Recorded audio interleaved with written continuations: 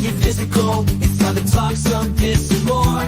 We gonna talk about it all. DVD, CD, UHD, VHS, books, Blu-ray. Who knows, maybe you'll even see a laser disc today. Let's get physical. We wanna talk some physical media. Movies and TV, music and more. Come check out what we have in store. This is a media house stream. It's time for some physical media on FanZcene. I know it was like really popular because it like won some Oscars and whatever, but Jimmy does that. It's got the Mighty Ducks guy. Got that guy. No! Yes, but no! He's not the Mighty Ducks guy! It's Emilio Estevez! We're the brand.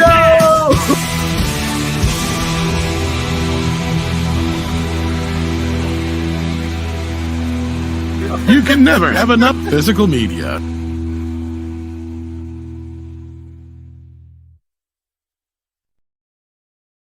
Hello, fellow followers. Welcome back to the Physical Media Show here on FanZcene. It's me, Greg. Just me. Right? No, Tom will be joining us shortly. He's busy at the moment, but he will be jumping on stream here, so don't worry. He's coming on. But hey, it's me, right? You come here to see me, right? Make me feel good, right? You come to see me, right? But welcome, everybody. We're going to get into physical media. We're going to have a good show tonight. I apologize for missing the last week's show. Tom was busy last week, and I was so tired. I had been working so hard in real life and everything like that, and I just needed some sleep last Wednesday. And as you can tell now, if you listen to my voice, I'm also sick now. But I'm not missing any more shows. I'm here to talk physical media, have a good time with you guys. And when Tom gets here, I'm sure we're going to talk about some good stuff. But while I'm getting ready to do all this, let's say hi to everybody in the chat. Make sure you guys share this out to everybody. We are live. We got FKHC 2005. He says, first, I won. What did I win? You won the physical media to be able to watch the physical media show here on YouTube with me. That's a win. That is a win. What is up, John the Beagle Dad? Glad to see you there. Yes, and thank you, John the Beagle Dad, for sharing it out. Yes, please share it out, everybody, so everybody shows up. We get some good eyes here. Thank you, John the Beagle Dad, for sharing that out. Hell to you, Brian Barth. Glad to see you out there as well. Hi to you, Heather Preston. Good to see you in the chat. What's up, Ace Hanlon? Howdy to you. I have not seen the Michael movie yet, but I've heard a lot of people loved it. A lot of real people. The critics, not so much, but the people that actually matter to go to see the movie, I've heard they really love it. So there's that. And what is up, Tim Hayes? Glad to see you out there as well, too. Thank you. And hell to you, Clark the Shark. Glad to see you out there in the chat, too. What's up, Cowabunga Dude? Good to see you out there. Hell to you, Dragonzilla. Good to see you out there as well. What's up, Sad Boy Mode? Glad to see you. And make sure you guys tell everybody the show is live. Don't worry, Tom's going to show up if you guys want me to, because I will have a host. But hey, I'm here, right? I'm here. It's me. It's FanZcene, guys. But let's go over and talk about some upcoming releases. What do we got for upcoming releases? Well, we do get 10 to Midnight coming in 4K from Kino Lorber. That would be a Charles Bronson movie. We also, we didn't mention that one. I don't think we mentioned that one last week.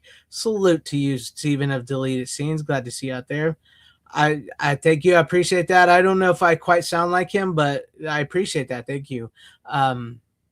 Let's see. We also get The Hunt for Red October is coming to a limited edition 4K steelbook.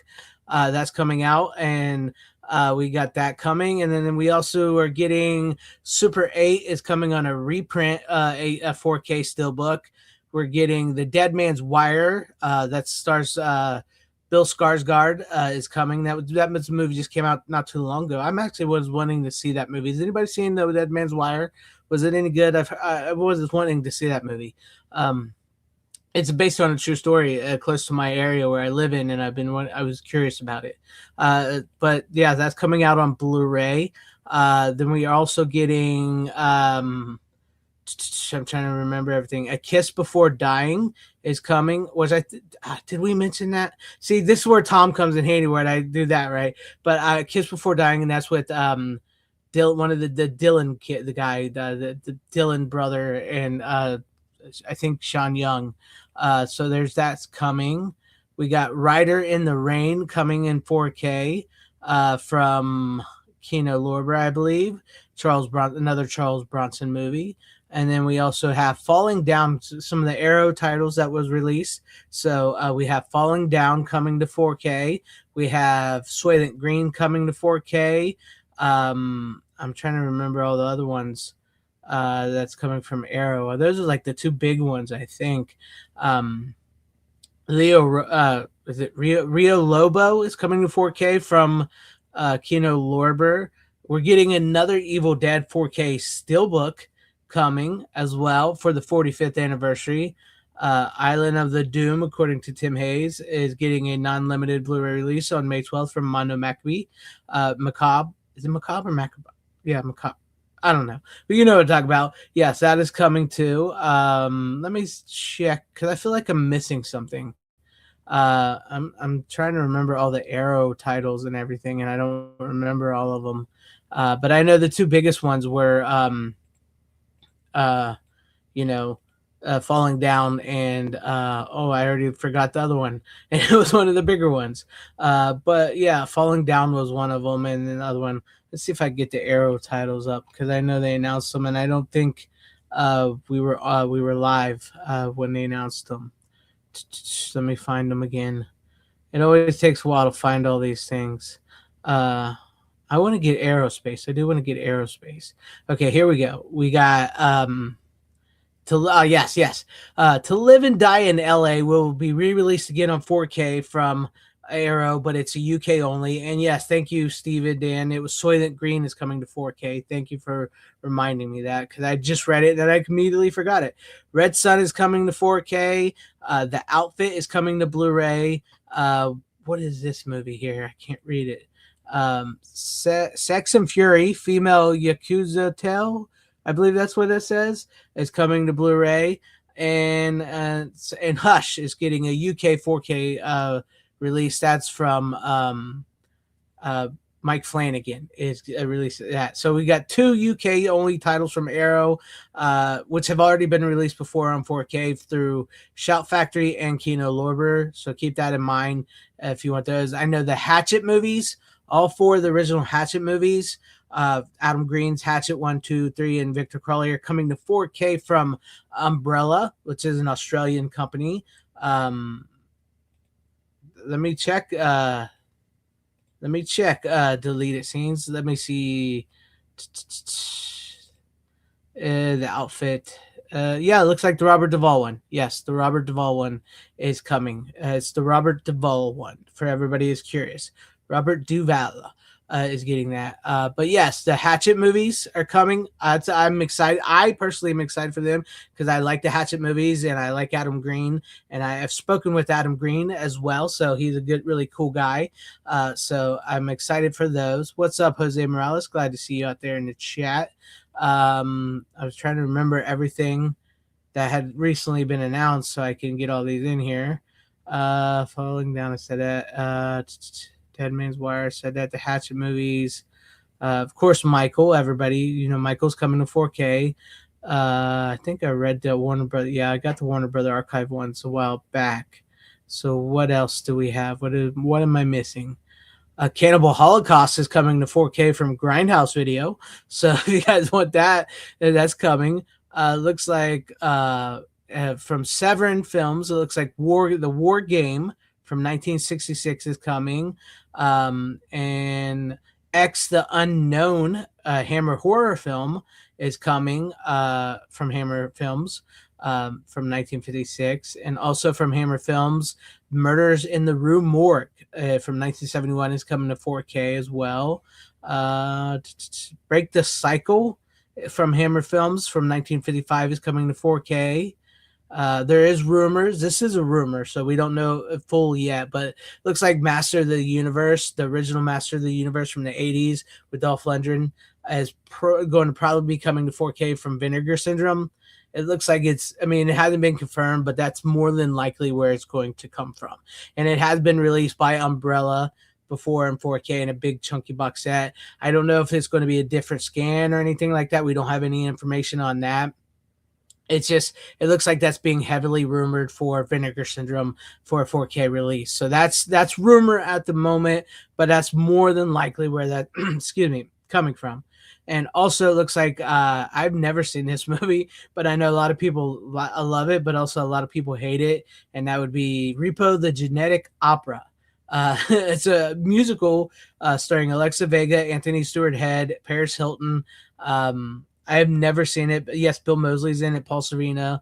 I've never seen it before, but I've heard people like some people really love it, some people really hate it. It's I don't know, but I think that's about it from upcoming releases. Oh, if you're any fans of the trauma film Toxic Avengers, looks like Toxic Avenger. It's called the Mr. Melvin Toxie Blu-ray Bundle. Is coming in August. It's Mr. Melvin Toxie Blu-ray Bundle, more than 16 hours of brand new and previously unarchived special features, including the feature-length documentary Avenger in Tokyo, new cast audio commentaries, hours of traumatic unreleased interview segments, work prints, deleted scenes, and raw sound effect tracks exclusively available from Refuse Films. So it's Mr. Melvin World Blu-ray Premiere.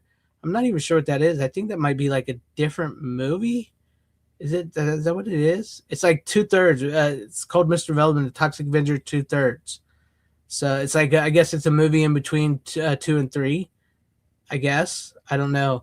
I'm not sure about that. What's up, Anthony Draven? Hell to you. Glad to see you there as well. Yes, the creator of He-Man, Roger Sweet, has passed away. May you rest in peace. So it's sad. We keep losing like our creators of our childhood and stuff here lately. It's insane. It's really insane. Vinegar Syndrome's halfway to Black Friday sale. Is this Friday? Yes.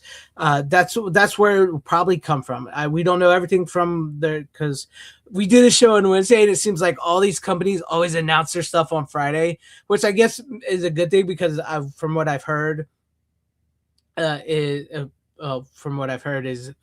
talking to people is that they don't like these boutique labels. Really don't like the people that drop what movies are coming out before.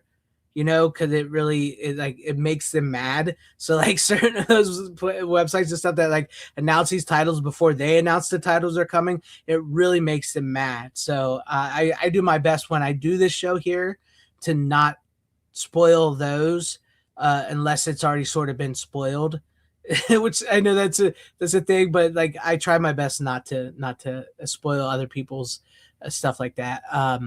I finally got Shaw Scope, Volume 3 Arrow. Yes, that's awesome. It's awesome. Yes, may Roger Sweet rest in peace. Yes. What's up, Danny Hooley? You're not late. You're always on time, man. It's all cool. It's all good. It's all good, man. So let's see. I think I'm about done with all the new releases. I think we've covered all of these. I could swear there was maybe one more Kino title I missed. I'm not sure. Let me check real quick. Oh yes, Hang 'em High with Clint Eastwood is coming to 4K. Hang 'em High with Clint Eastwood is coming to 4K from Kino Lorber. So if you're into that, I probably will pick that one up. That's one of my favorite Clint Eastwood westerns. Hang 'em High, just because I watched them with my dad and stuff, and so like he seemed to always really like that one, and which I bought not too long ago, which we've talked about too. That Kino put out, High Plains Drifter.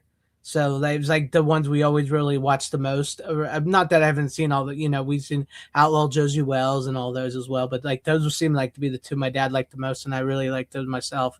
So Hang 'em High is coming to 4K, and I believe that is where we're at. That is where we are at. What is up? Can't stay, but wanted to say hello, y'all. What's up, VHS Massacre? Glad to see you out there. Hey, guys, just so you know, I hope you don't mind me saying this, VHS Massacre. Tom, if you're still out there in the chat, I'm going to be in his next documentary that he's working on called Enter the Television. It's also going to feature, oh my God, my name's went completely blank of who else it's going to feature. But I'm in it. I'm in this documentary for him, and I think I have a really cool segment in this documentary, and I hope you guys get to see that whenever he gets it done and gets it released and does this the circuit and everything for the film. So yeah, I'm looking forward to being in that one. That's pretty cool. I've been in this is the second one of his I've been in. I think I have a bigger part in this into the television than I did in the last one. So I'm excited. I'm excited about that. I'm excited about that. And just for anybody else who's watching out there, what's up? Thank you. Anybody else that's watching out there, Tom Seymour here is a great director.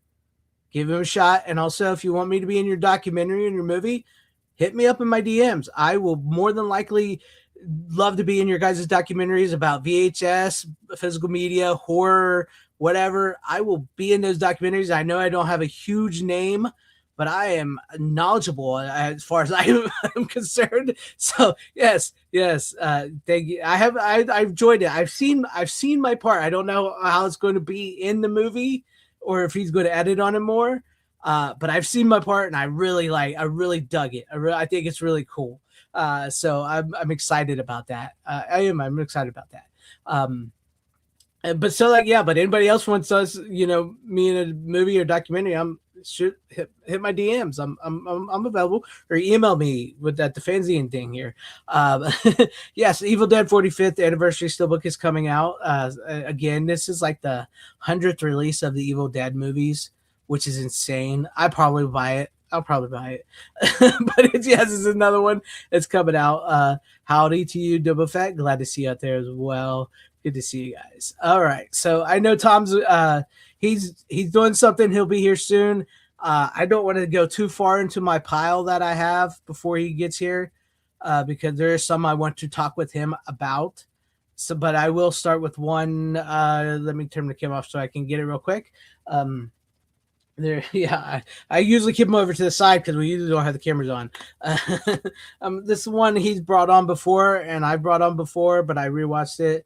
No problem, man. I mean, I love your documentaries. If you guys have not seen the VHS Massacre documentaries, go check those out. Those are great documentaries about, the demise of VHS and the rise of streaming and how Netflix really screwed over a lot of people.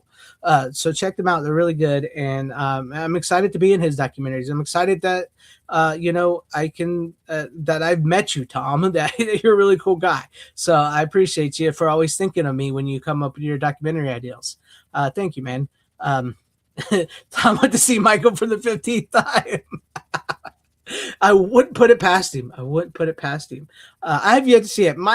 I have been wanting to get to the theater so much more lately. It's just with real life stuff and work and everything. I just have not been able to get out to the theater more. And I know, shame on me. But okay, since Tom has talked about this before, and I've talked about it before, but I got a hankering to watch this, and it's been over a year. So per our rules, if anything we've rewatched it's been longer than a year, we can bring it back on the show. So I watched Streets of Fire tonight. You know what it feels like to be young.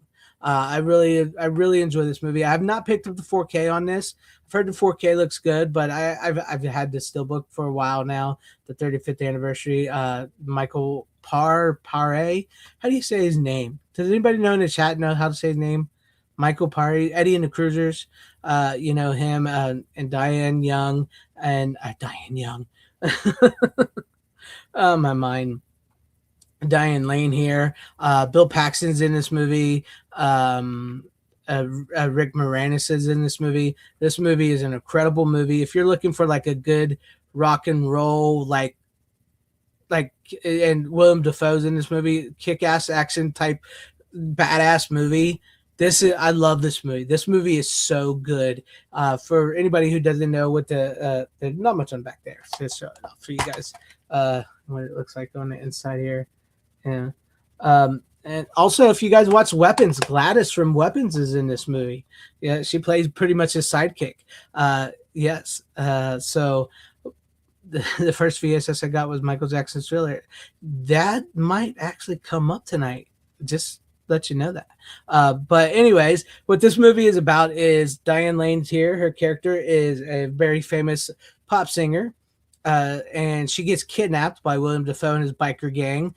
And her ex-boyfriend, played by Michael Pare, whatever his name is, gets called in by his sister to come and save her. and they have have this tension and everything, and so he goes in to save her from this biker gang and everything, and tensions flare. How's he going to do it?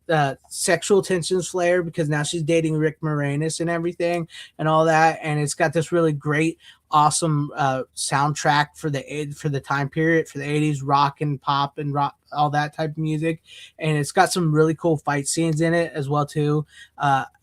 For the life of me, I don't understand how Michael, I don't know how to pronounce his last name. Why he never became such a bigger star. I wonder if he got into like drugs or something, because he did Eddie and the Cruisers, which was, I mean, I know that wasn't a huge hit, but it grew over the years. And this movie, this movie wasn't a huge hit as well. But how he, of everybody in this movie, he's the only one that never really went on to become a huge star. Everybody else in this movie became a huge star. And so I don't know. Yeah, I know it's Par. Is it Par or Paris? Paris. Is that how you say it? That Paris. So yeah, but yeah, if you guys have never seen this movie, I definitely recommend checking this movie out. It's a fun time at the movies. It is available on Blu-ray from Shout Factory. You can get the Blu-ray if you don't want the 4K. It also has a 4K loaded with special features like this. I can do this. This is just the movie, and this disc here is all special features. So that's very rare on a Blu-ray set, right? So I don't know how the 4K looks, or if it keeps all this stuff on the 4K from the Shout Factory. I don't know, but you check it out if you want. But yeah, I got the Steelbook. I thought it was pretty cool. I liked the artwork. So if you guys have never seen this, check it out. It's a good movie. Don't know if I can say much more about it, so check that out. What else can I do? This is, I don't want to go too far into everything, because like I said, there is some stuff I want to talk with Tom about, and I don't know how much longer he's going to be. So yeah, William Dafoe is like, he plays the menacing guy very, very well. Like how can I, without, for anybody who don't mind a little spoilers,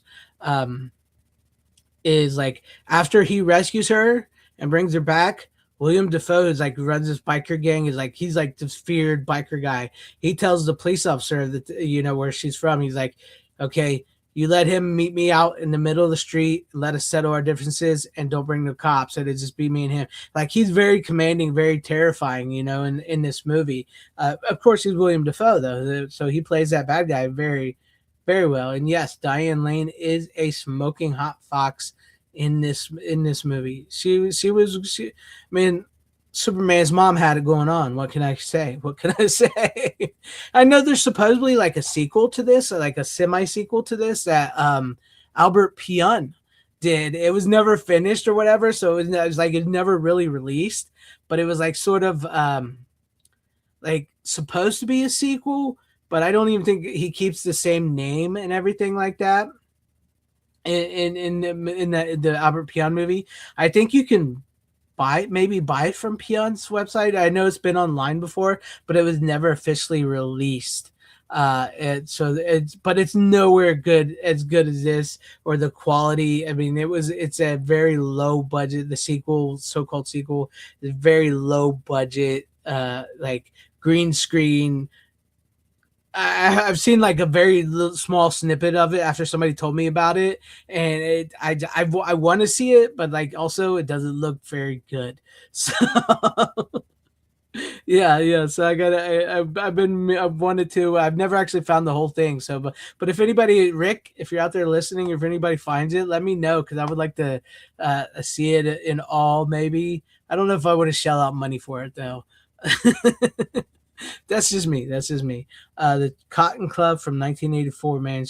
I don't think I've seen the Cotton Club. I'll have to look that one up. Thanks, Jose Morales. I'll have to look that up. Diane Lane was also in Ladies and Gentlemen, The Fabulous Stairs. Yeah, Stains. Yes, he was. So yes, yeah. The music in this movie is incredible. It's so many great songs. It's even got I Can Dream About You. which was sung by oh my gosh, I can't think of his name now, but he doesn't sing it in the movie. He wrote it for the movie, and the group they pick up along the way sings it in the movie. So, but yeah, I Can Dream About You, what it's like to be young on Saturday night. So many great, just so much great music in this movie. This is like, you could pop in this soundtrack and just have a blast on this, man. Blast. Yes, especially the I Can Dream About You. Yes, at the end, that is like the stage performance is like a legit rock concert. Yes, Dan Harmon. Thank you, Double Fett. Dan Hartman is the writer of the song I Can Dream About You. He's got a music video where he sings it. It's his song, but it's not sung by him in the movie. It's sung by the group that sings it in the movie. Sort of like the Temptations. They're sort of like the Temptations in the movie. So it's like this, like it's got this great blend of like, which is what I was talking about with Tom not too long ago about Critters is, and then we'll move on here to another thing is like how we nowadays are sort of obsessed with like the 80s, and we're sort of moving into the 90s nowadays. You can see by like the changing of certain things, like people, I know it's 2026, but there's a love for the 90s, but how we like longed for the 80s and how people are longing for the 90s. In the 80s, people sort of longed for the 50s. And so like a lot of that 50s Americana was blended into like the MTV 80s pop culture and sci-fi and horror or movies like this. So like they took like, there's like, it's got like a 50s feel to it. Like there's a 50s diner, cars are sort of look like the 50s and everything, but also it's very 80s and very 80s like MTV style. You know what I'm talking about? So like there was this love for that and that culture, that time period, like how we nowadays have a love for the 80s and the 90s culture and time period, because the time period we're living in now isn't necessarily the greatest. So that they have such a love for that, and that as well too. It's such a hangout type of movie with an incredible cast. Yeah, it is very, very, it's just like, this is a movie you really do get like pizza and beer with your friends, or if you have a lady friend or a man friend, whatever you're into, you sit down and you watch it and have a good time with it. Yeah, you wore chinos in the 80s. I watched a lot of the 50s stuff growing up. Exactly. So, I mean, I watched a lot of the 50s. I didn't grow up in the 80s. Well, sort of. I sort of did. Like half of the 80s and then into the 90s. I could say that. But yeah, I grew up watching that 50s sci-fi and 80s movies, and I love how they all blended together into the 80s and stuff like that. And I don't think anybody's, to be honest with you, I don't think like even in the movies nowadays and stuff, and even you know, after the 90s, I don't think anybody has successfully blended that type of, those two types of cultures together since the 80s. And I think that's what makes the 80s so special, because it was a time period where people really enjoyed the 80s and how we're having a good time in the 80s, and yet still loved the 50s. And because like they had come out of all this war and everything, and like the 60s and 70s, and the 80s was like, it was like a Renaissance sort of period, I guess you could say. And people were just having a good time and blending in all that what they grew up with in the 50s and stuff together. And I don't think you've seen that successfully happen since then, because I think the decades that followed after the 90s, people didn't love like the 2000s into 2010s and 20s. People don't really love those decades, so they're not really blending the love of those decades with the love of the decades from the past like the 80s did. So I don't think you're getting that crossover. Like the 80s just did it so well. What can you say? They just did it so well. I remember how that 50s culture was reminded by adults who were kids back then. Yes, that's how they did it. That's how they did it. I have the steelbook, but did upgrade to the 4K because those neon light lit scenes are beautiful. I've been wanting to get to 4K. I've been wanting to get to 4K, so I may pick it up here sooner or later. Because I mean, for all this looks beautiful. This Blu-ray, not just the steelbook, the Blu-ray itself, the movie looks beautiful on Blu-ray. So I've been meaning to pick up the 4K and see what it looks like as well too. But see, like when some of the things like this, I wish I could just buy the 4K. Just the 4K disc, you know what I mean? Because in some cases like this, I have the Blu-ray and the special features. I don't want to have to buy the Blu-ray special features again. And I wish they would do that in some of these cases. Like I've said before, is like, yes, release them. Please release them with the 4K and the Blu-ray for people. But for people that maybe have bought these in the past, maybe release a separate 4K just for them, maybe. I don't know. Yeah, so I would do that. apparently a R-rated Streets of Fire exists before it was cut to PG for theater. Really, that would be interesting to see. You know, when you do kind of watch this movie, you do kind of feel like there is some R-ratedness missing per IMDb. Yeah, it probably is. You know, but what can you say? So there was that. My first pick of the night was Streets of Fire, starring Diane Lane and Michael Paré and all that. Let me get ready for the next pick here. I got to think about what pick I want to what I want to do that I can talk about without Tom. Let me turn this off for a minute while I go look. Let's see. Okay, here we go. I can do this one. I'll turn the camera back on. Hold on, guys. Yes. I watched this recently. It was a stormy night, and I talked about this not too long ago, and I watched Young Frankenstein right there. This is an all-time classic comedy, one of my favorite Mel Brooks movies.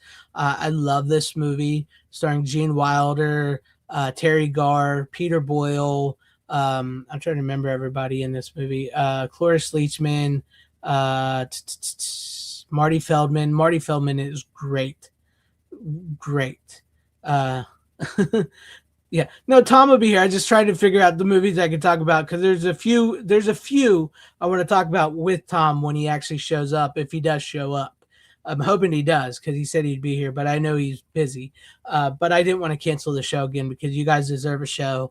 I appreciate you guys for week in, week out showing up and hanging out with us and everything. And even, you know, so I didn't want to cancel the show again. But no, this is a great movie. If you've never seen Young Frankenstein, do yourself a favor and watch this movie. I really, really like. I know we're getting a Spaceballs 2. I don't know if it'll be any good or not. I know History of the World sucked. Part 2 sucked. When people outside of it's not really Mel Brooks doing those. It's Josh Gad doing those. And I'm not a fan of Josh Gad. And you really can't do Young Frankenstein without Gene Wilder. You just can't. I'm sorry. He was part of it. I know there was rumors of it becoming a TV series, like Young Frankenstein or something like that. And I just really hope they don't do it. I really hope they don't do that. But like what I really love about this movie, and I don't think it's talked about enough about this movie, is the set design. Because if you watched the original Universal Monsters, yeah, I know it's sad to think that was their last collaboration, Gene Wilder and Mel Brooks. That's sad. But if you watch the original Universal Monsters, it feels like they legitimately filmed on those sets. Films like they literally okay, we filmed Frankenstein and the Bride of Frankenstein or Dracula or something here, and they came in and filmed Young Frankenstein. It is legit. They nailed and this was a Fox movie, right? So this feels like a Universal monster movie. It has sort of similar to the Abbott and Costello movies, but with the comedy that's so much fresher and stuff. Things are played straight, but it's also, as if they're playing it straight, the absurdity of the comedy comes out as well too. And the jokes fly fast and furious. It's quotable. It's hilarious. It's in black and white, which I absolutely love that is in black and white. And yes, it does deserve an upgrade, but that lies in the problem. That's what I was going to get to, because this actually does have a 4K transfer. I think Fox did it before they sold it to Disney. That's the problem.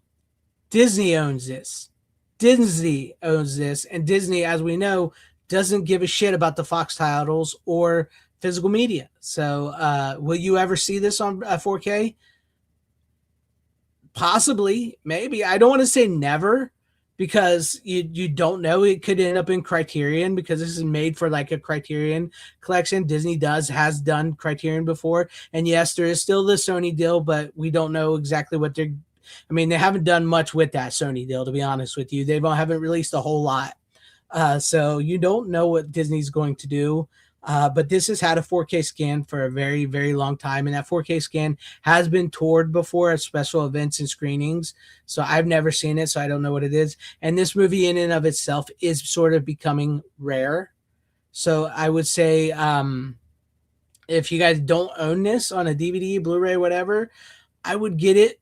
I mean, it's still available. You can still get this pretty cheap, but there has been times where the price has shot up a little bit there for a while, and then it came back down because Disney's not making this. This is 20th Century Fox, not Disney, right? So this is 20th Century Fox. This is not a Disney disc. This was not made by where I know Disney has released some Fox titles, re-released them as well. Like I know they re-released Office Space. Disney has re-released Office Space, and some other Fox titles just like quietly released them in the early stages of the deal and everything, and then kind of stopped. So, but I would pick this up if I was you guys. I would honestly pick this up if I was you guys because you never know how much longer these will be available. So I would. And this is not streaming anywhere. By the way, this is not streaming anywhere. You cannot buy this digitally. You cannot stream it at all. So you might want to, get a hold of that if you can. Yes, Blazing Saddles and Spaceballs have both been released on 4K, so they're good there. I believe Sony did Blazing Saddles and Disney through Disney or something. Spaceballs was MGM, so that's Amazon, and it's been released through Kino, and it's been released by Arrow just recently as well too in a 4K set. So Spaceballs and Blazing Saddles, you're good to go, but Young Frankenstein has yet to get that upgrade. So, but luckily, if you can get your hands on these, like I said, they're still pretty cheap. You can still get it.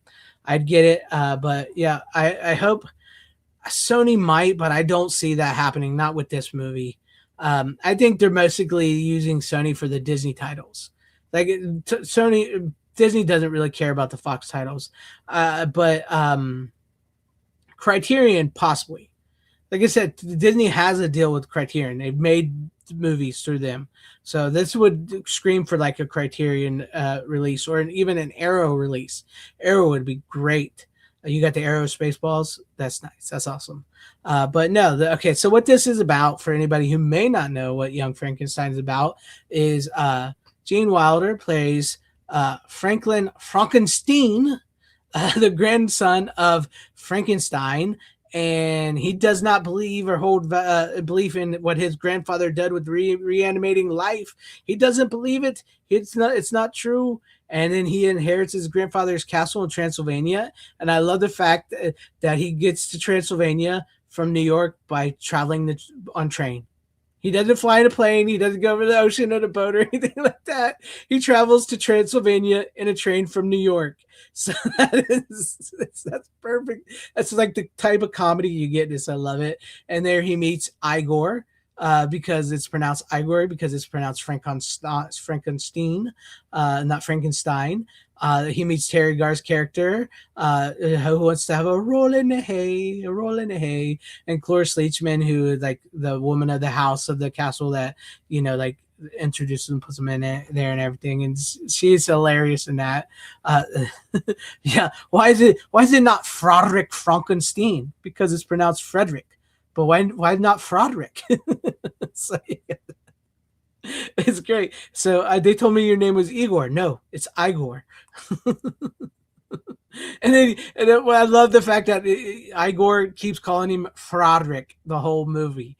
If like you catch it, it's great. Like because what's his name? Marty Feldman is great as Igor in this movie, and the hump keeps switching spots and stuff. Oh man, it's just I love this movie. I love this movie. And then Peter Boyle, of course, is the monster. And once he gets to the castle and he finds his grandfather's laboratory and the notes and how to bring him back, and then you get it, and it's also like really feels like a sequel as well to all the Universal Frankenstein movies because yeah, what hump, never mind.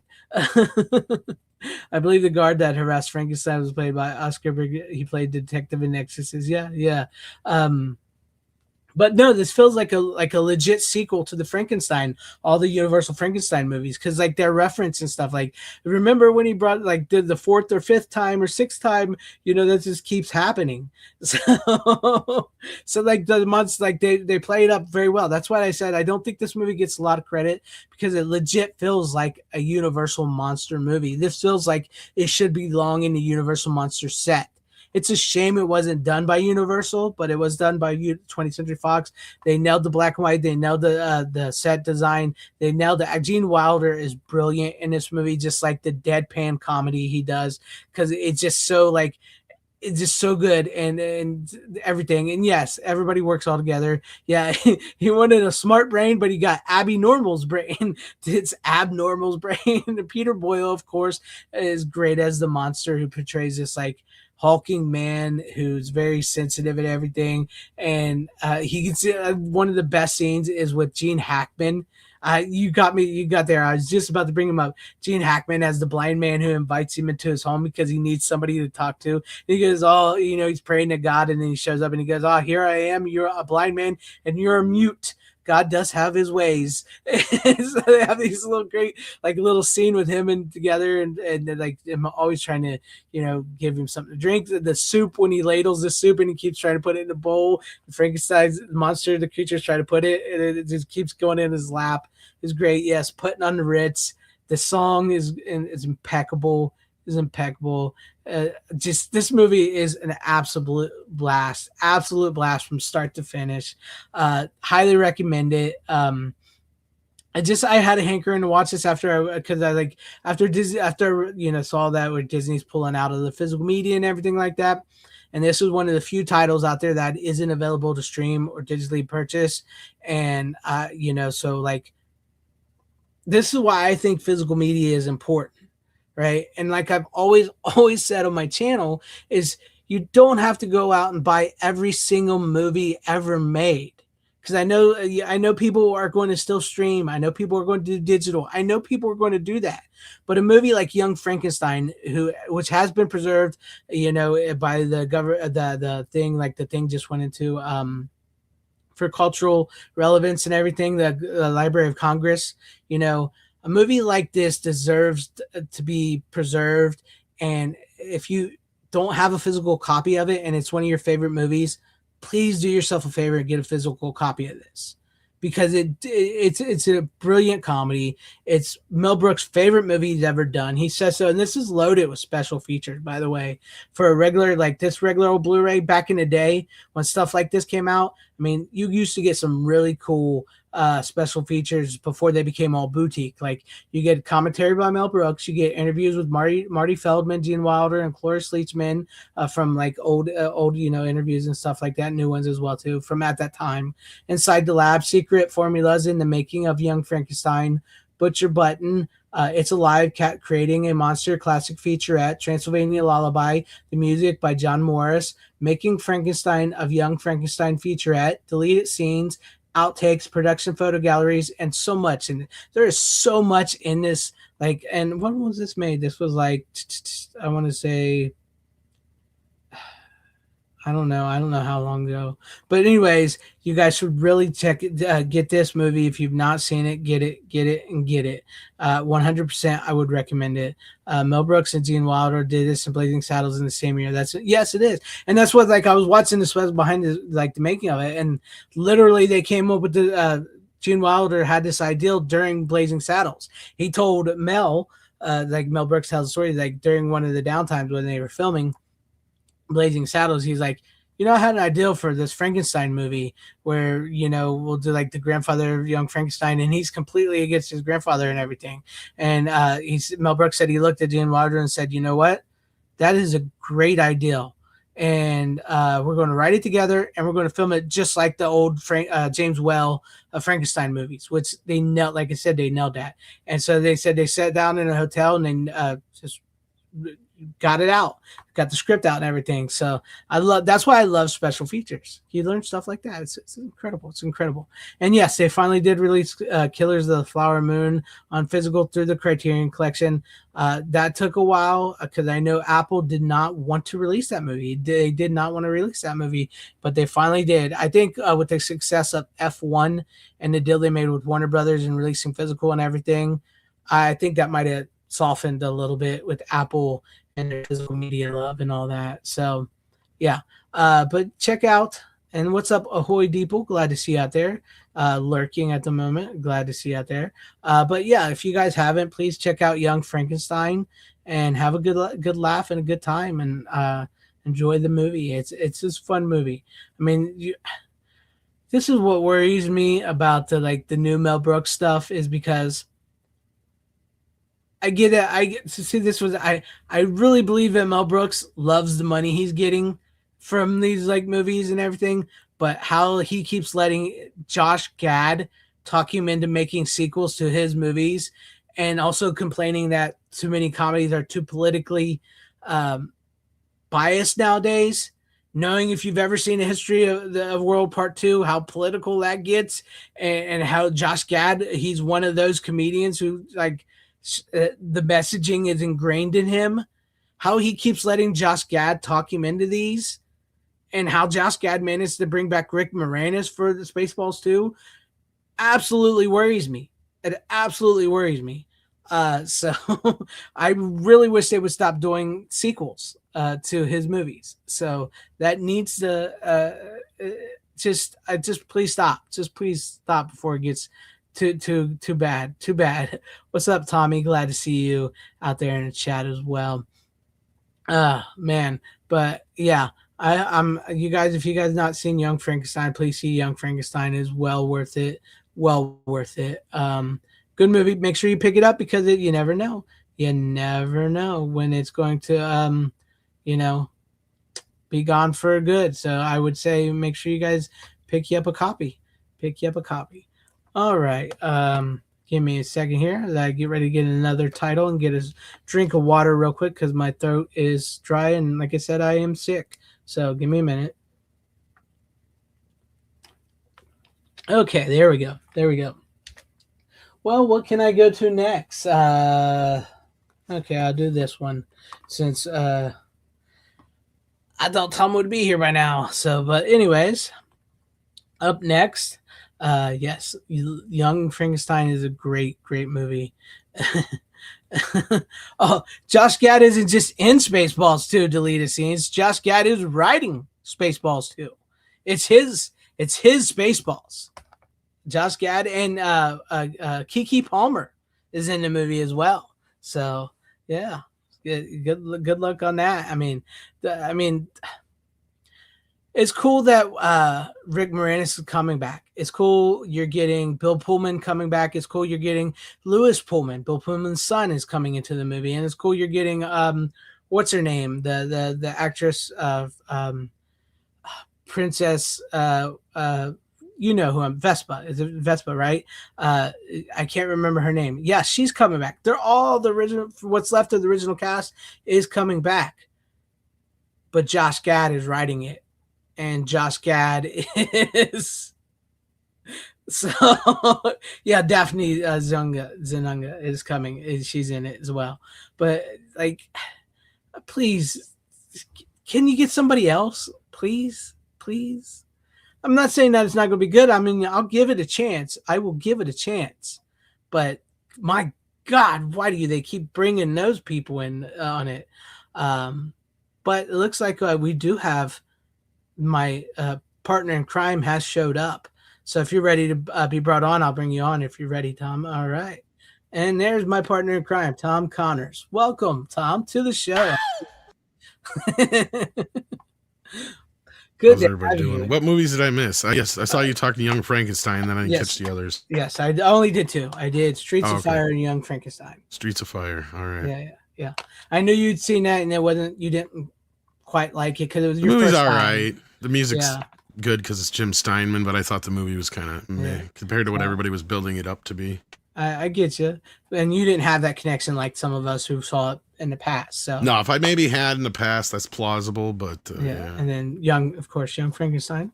So I had a hankering to watch that. It was a stormy night, and what better night than to watch Young Frankenstein?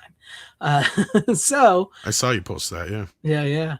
So with that being said, do you want to do? I mean, Sure, I can start. Since you did a musical film, and music is all the rage this week. Yes. I watched Pink Floyd's The Wall on my bootleg Blu-ray. You were expecting something else, weren't you? Yeah, no. So I watched The Wall a while back, and I got the old DVD too, which is actually really hard to find and is a pretty good DVD, but it needs a Blu-ray. In fact, this needs a 4K. Yeah, like, let's be real. We don't have one. I don't know what the holdup on it is.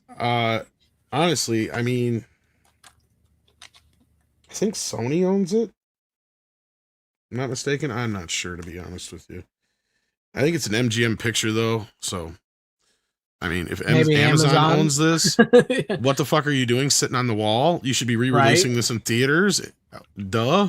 In a new Dolby Atmos surround sound mix and shit. I mean, come on, you get fucked up and you go see The Wall. It's amazing. I mean, yeah, like I said, this DVD set was pretty good. It had a new documentary, an old documentary, the movie remastered from in HD, even though it's on a DVD, but from the Interpositive, a 5.1 mix, which I'm not sure if it was a new mix or if it was from the 70 millimeter mix, because they did do a 70 millimeter version of The Wall. So I'm not sure on that. So yeah. Yeah, it's a bootleg because the scan is actually, it says HD net in the corner a couple times. Happens. It happens. Got bootlegs. Who doesn't in today's day and age? Surprisingly, it's not one from our normal person, though. I bought this a long time ago. Oh, yeah. It was like taking a chance. I'm like, is it really in HD? We'll find out. And yeah, it's actually fairly decent copy. I mean, probably it comes from the same scan as the HD one we had from the DVD, which is from the Interpositive, which is not bad. So yeah, but you would think Boyd King, he'd want to get it out there because it's money in his pocket. I mean, yeah, I don't know.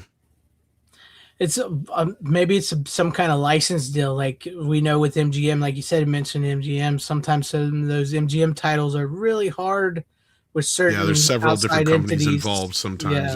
Yeah. So that sucks though. But no, I mean, anything else you want to go off of it for? I mean, I take it you haven't ever seen it or don't really have No, I've seen it. It's been a long time, but I have seen. I mean, for those who don't know what it is, it's not like it's a concert, right? It's it's an actual movie. It's kind of funny because I think this movie does predate MTV, but it kind of, you can tell, or came out the same year. You can tell, along with other people, had influences on videos through this, because it really is kind of a way of telling the story of the album through visuals, not just the music.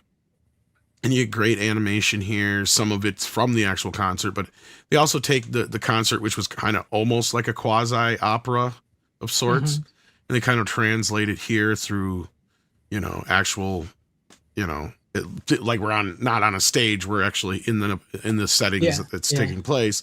And of course you have Bob Geldof kind of sitting in for Pink Floyd is the name of his character. I mean, although he's kind of an amalgamation of basically Roger Waters in general, but it just made up shit. Yeah. And it also has Bob Hoskins and stuff, but there's no real dialogue throughout the film. It's all music. That's what I remember the most about it. Yeah. And I remember the kid in the wall and all that, but it's been like I said, it's been a very long time, a minute since I've seen it. Brian, I think I probably got it from eBay or something like that back in the day. I had it a long time ago. A bootleg DVD is where somebody has taken a transfer of the film and downloaded. This one is legit, though. This one is real. The DVD is real. Like you said, the HD net. So somebody has taken the HD broadcast of it and put it onto a Blu-ray, which. Yeah. I just was talking about this. Is like people wonder, like, this is what gets me. It's like, who would pirate in today's day and age? Everything is online. Well, piracy is at an all-time high. No, it's not. But it's all piracy is at an all-time high because a lot of shit that they put online can be easily taken down, or that they've aired on TV in HD and streamed, or what do they call it with the TV with the They used to have the TiVo and also the what is that on TV? It's kind of like Roku? streaming. No, it's like kind of like with cable, how you can go and like watch Pay-per-view? No, Video on demand? Or video on demand or something like that. Sort of like that, where you like if a TV show's aired and you can go to the channel and then click on it and replay it or something. Like they can just straight take that from there nowadays and make a Blu-ray or DVD or VHS tape or whatever they want. And no, yeah, like Tom said, not everything is online. So like I just mentioned, and it makes me wonder if there's got to be something to it. Maybe it is Roger because he has his newer version of The Wall that is available, but this is not even available on streaming. Mm-hmm. And I just looked. So yeah. That's exact. See, this is why, once again, you're leading right into my great conversation about why physical media is important in today's day and age. Even physical media that may not be official. So, Void King, you're not wrong, and I have technically played, but here's the thing, and it really pisses me off, is not only does this need a 4K remaster release, they need to release the soundtrack. Because a lot of it's re-recorded. It's not the original versions. They were re-recorded specifically so they could fit within the scenes in certain ways and other things like that. Because as far as I know, I think the only versions of the songs in the movie that are the ones that are from the album is like The Wall, and Run Like Hell. And I think that's it. Maybe a couple of the smaller interstitial things, but other than that, they're almost all re-recorded. Specifically for the film. So like I'm so pissed that they have never released a soundtrack. I'm surprised I mean, wasn't this like one of the biggest I want to say The Wall is one of the biggest selling albums of all time. Yes. Why have they never released a soundtrack to this? I don't know. And why is this only stuck on DVD? So, yeah. Well, and they've kind of dicked around with us with the box sets over the years because like they did, fancy box sets for all their albums up until The Wall, and then The Wall didn't get a 5.1 mix for some reason. And now they're re-releasing all the other ones with Dolby Atmos mix, but The Wall still hasn't got an upgrade, even though it exists. I've been told it exists. They just didn't add it to the box set for some reason. And I'm sitting here going, they could do a whole box set with the movie and the album, and it could cost $250, $400. People would still buy it because this movie's been out of print for so long. It's been out of print since 1999. Whew. A long time now. Then it's only been released once on DVD. It was hardly only released on video, I think, once. Yeah. And that may be it. It's just it has rights issues that are so difficult of hurdles to get over. But I mean, I can't believe that this is not a movie that somebody, whoever has the rights to release it, whether it's MGM or whoever, Amazon, however you want to put it, or Sony at this point, whoever does that, I can't believe they haven't got behind it unless it is Roger Waters stopping it. And I'm not putting it in, but see, it doesn't compete with what he's did, because what he did was an actual he redid the stage show and filmed it in 3D and stuff. And I have the Blu-ray, but that's just the stage show. It's not the movie. Right. And they're very different. Like, I mean, yes, the movie is kind of a movie of that, but it is still different. But anyhow, that's more than I really have to say other than that. I mean, the movie itself, I mean, was just, it just came about because they wanted to cash in on it. And it was kind of pre-MTV in a way, like I said, but there was also a way of doing it as an entire movie. So it's kind of presented in a rock opera sort of way. And it just works, especially if you're fucked up. Because I got high. Yeah. Yeah. And then we also get Empty Spaces, the whole song in there that's not on the album. Yeah.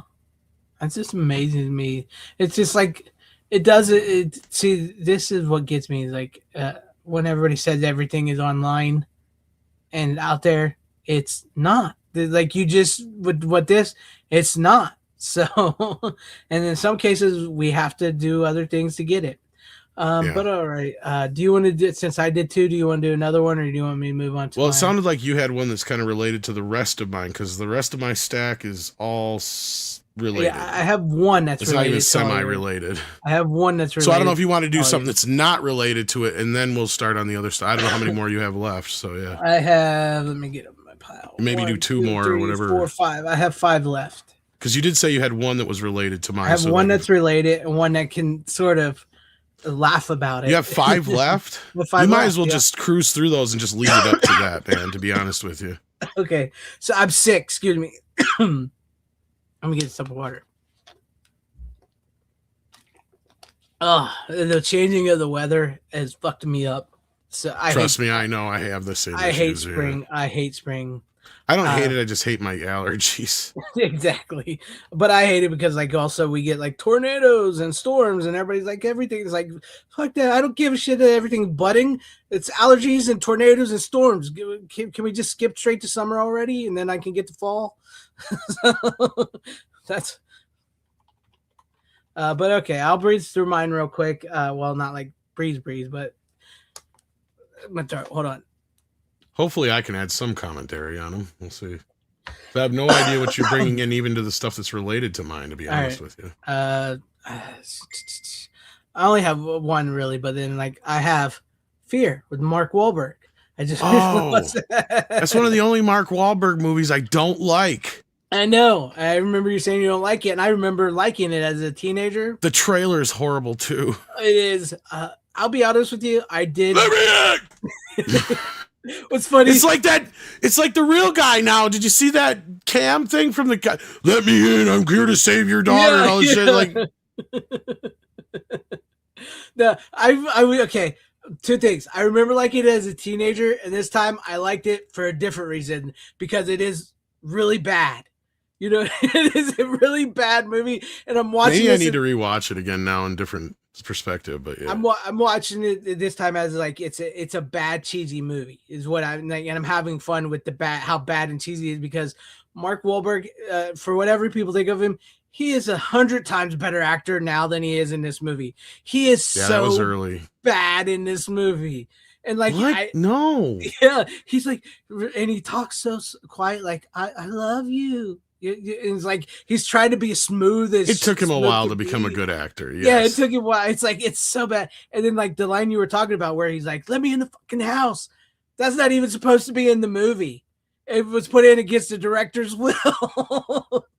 And it's in every trailer. Exactly. He said Mark Wahlberg ad-libbed that during the film and just ad-libbed it. He just did it. And I never understood this movie. I mean, oh, this movie has some problem. What is that? What Freud says odious. What's that? Where like, what is Oedipus? That? Oedipus. Yes, this has some Oedipus things to it. Like Mark Wahlberg, like even they mentioned this is like Mark Wahlberg is getting friendly with what's her name, Reese Witherspoon, right? He's becoming her boyfriend. He's and her dad becomes extremely jealous, and they even make points to mention like possibly her dad wants to with her. It's like this weird thing between men and daughters. It is like this is fucking weird. I don't know if that's because that's more mother. Son, whatever. Yeah, the Oedipus. But you know what I mean. You know what I'm talking about. I don't know what the other one is. It's the reverse. Yeah. But no, like, I haven't seen this really in forever, so I have no idea. I barely remember it. I think I seen it 94 when it came out or whatever. Yeah, I remember seeing it when I was a teenager and liking it, and not that I'm kind of glad I have it now because it's a fun movie to watch. As like. You can Mystery Science Theater 3000 in this movie because it's so like you see how bad it is nowadays. And I know a lot of women still like this, so that helps a little bit. Like if you got a lady over the house and you like Mark Wahlberg, and like a lot of them like this movie, so that helps a little bit. But yeah, you're not wrong. Why though? He's a psycho in it. It's women love those type of dudes. I don't get it. It's just like they do, and only if they look good though. Like right? Yeah, only if they look like Mark Wahlberg with six pack and muscles and stuff. But at least come on, it gets them turned on enough for you. So if it works for them, so. But no, he is like really bad acting in that movie. Really bad acting. All right. And there was that one, and there was The Crush that came out around the same time. Yeah. And I'm just like, what is it with these movies? It's just like a surge in popularity at that time. Was it because of this whole like AIDS scare thing where they were trying to scare kids straight or something about, not dating and shit? Like, well, they weren't listening the other ways. Let's come up with some other shit. Your boyfriend's a psycho. Yeah, your boyfriend's a psycho. Or your girlfriend's a psycho. Or yeah. Well, The Crush is a bit different because he's like as a teenage It's more of a girl and Lolita grown kind man. of retell, but yeah, Yeah, but yeah. it's still, she still turns out to be a psycho at the end. That's the whole thing, right? Like, Mm-hmm. I don't know. Go figure on that one. But anyway, yeah, I don't have much to say on that. I'm sorry. I don't have No, much I knew to you. add. I was going to do it before you got here because I knew you didn't like it. But you came in right when I was about to do it. So yeah, no, I like I said, I will be 100% honest. I agree with you. It's not a good movie. It is not a good movie at all. But it is a fun movie to watch because how shitty. It's just like so over the top now that you see it, like with adult eyes, you realize, whoa, like this is so dumb. So yeah, bunny boiler movies. Yeah, it's kind of like the reverse for the like how the adults had Basic Instinct and Fatal Attraction and stuff. It was like the teenage versions. So yeah. All right. Speaking of like adult movies, but not bad like that. I watched the breakdown on 4K. So I still haven't watched that one on looks pretty 4K good. yet. Yeah, it doesn't look bad at all from Paramount. So they didn't do too much damage to this movie. I know they released it before, so I think that helps because they released it on their boutique label that they had. I know it's in that box set you had. Yeah. But they also released it before that on 4K Paramount Presents label. And that sold out. Was it in 4K or was it just a regular Blu-ray? No, it was in 4K. It was in 4K. Or was it Blu-ray? Maybe it was Blu-ray. I don't know. I have to, because a lot of those Paramount Presents were all Blu-rays up until I think Chinatown was the first one that was a 4K. Yeah, and they also did the Elvis movie in 4K. Now they have, but I'm saying at that point, that was the first one of the Paramount Presents. But then they went back and did like 48 Hours and a couple other. That's the thing. All those Paramount Present titles were from 4K masters. To be, and they all, and a lot of them have been re-released, like 48 Hours and another 48 Hours and stuff like that. But they don't have the Paramount Presents shit on them anymore. Do they even still do Paramount Presents anymore? I think so, but I think it's less than they used to. I don't know. Maybe I'm wrong. Maybe they did quit doing them because I'm trying to remember what the last one was. Yeah, I haven't seen any Paramount. Like even like the Golden Child was Paramount Presents, and then Vinegar Syndrome did it. So like I don't know if they do it anymore. So I think Terms of Endearment was one that's both 4K and Blu-ray, and that's one that I have. But I think that was post, obviously, of the other ones. Yeah. Because like with Chinatown, like it came with the Blu-ray of Two Jakes, but then Kino released the 4K of that. Mm-hmm. So I don't know. It's funny how they do that shit sometimes, but yeah. But no, this is a great movie. It's been years since I've seen it, but yeah, it's been a while since I've seen it too. But this De Palma, right? Was it De Palma? No, it wasn't De Palma, was it? Was it? Or Jonathan Mostow says directed. Okay, I was thinking of something else, and I don't know why. It's De Laurentiis' daughter, Martha De Laurentiis'. So I think that's his daughter. But anyways, for anybody who don't know what this is about, because this is a solid, like Kurt Russell made some damn good movies in the 80s and 90s. And so this is a solid thriller where a man and his wife are moving from San Francisco, or moving to San Francisco, I think. I can't remember where they're moving to. They're going from Massachusetts to San Francisco. They're moving, and they're on his dusty back road, desert. Their car breaks down. Trucker stops to help him out. His wife gets in the truck to go to the next town, and he saves the car so just in case it doesn't overheat and catch fire. And she never comes back. And so he gets the car started because he sees that there's a wire loose. And he goes to try to find his his wife, and he meets up with the trucker, played by JT Walsh. It's a great performance in this, by the way, as this like, evil, slimy trucker guy. Claims he never met him before in his life. He never seen his wife and anything. And so like this game unfolds of like, where's his wife, what they do with her, and it's just a really solid, good thriller from the 90s, which we don't really get a lot of these movies anymore nowadays. And when we do get them, they're typically buried in streaming services somewhere that you got to scroll through to find. They don't really make a big deal about them. But no, this 4K looks pretty good. It doesn't look too bad. It pops because a lot of this is filmed out in a desert, and it's very bright and colorful, so it works very well. JT Walsh, like I said, plays great as the evil villain. What's his name also too? Because it's got a great like cast of what do you call them? Character actors. It's got Kathleen Quinlan who plays his wife. Doesn't it say all their names? It doesn't say all their names. I'm trying to think of the guys that are in it, but like it's got a great cast in it, and it's like, what will you do? What happens? You know, how far will a man go to get his wife back, and everything like that. So yeah, there you guys have that. If you've not seen Breakdown, check it out. It's available now. You can either get it in the Fangoria, right? Fangoria box set of horror movies with is it the World War Z one and the Friday the 13th one? Is that the one it is? Is it? I think. You get it that, or you can get a standalone like this.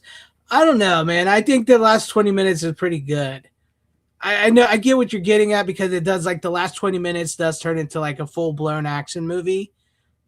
But I like that. I like that because they go out with a bang. Because like you're the whole time you're rooting for him, and it's a very like tension building movie, and then what's going to happen when he gets to him. Then you kind of like that whole big, huge, like action movie set pieces that brings it all ahead. I liked it. I like that part of it. You know, I like that. What can I say? And I know you haven't seen it. Most of these this one, I guarantee you haven't seen, Tom. The last two picks I have, because we're approaching them after I do this, I guarantee you've seen. So, all right, I watched this movie, and if you've not seen my video I've done in this movie over on the horror channel, please go check it out. And that would be The Ugly, which just came out from Unearthed Films on Blu-ray. And Tom, I guarantee you have probably never seen this. So never even heard of it.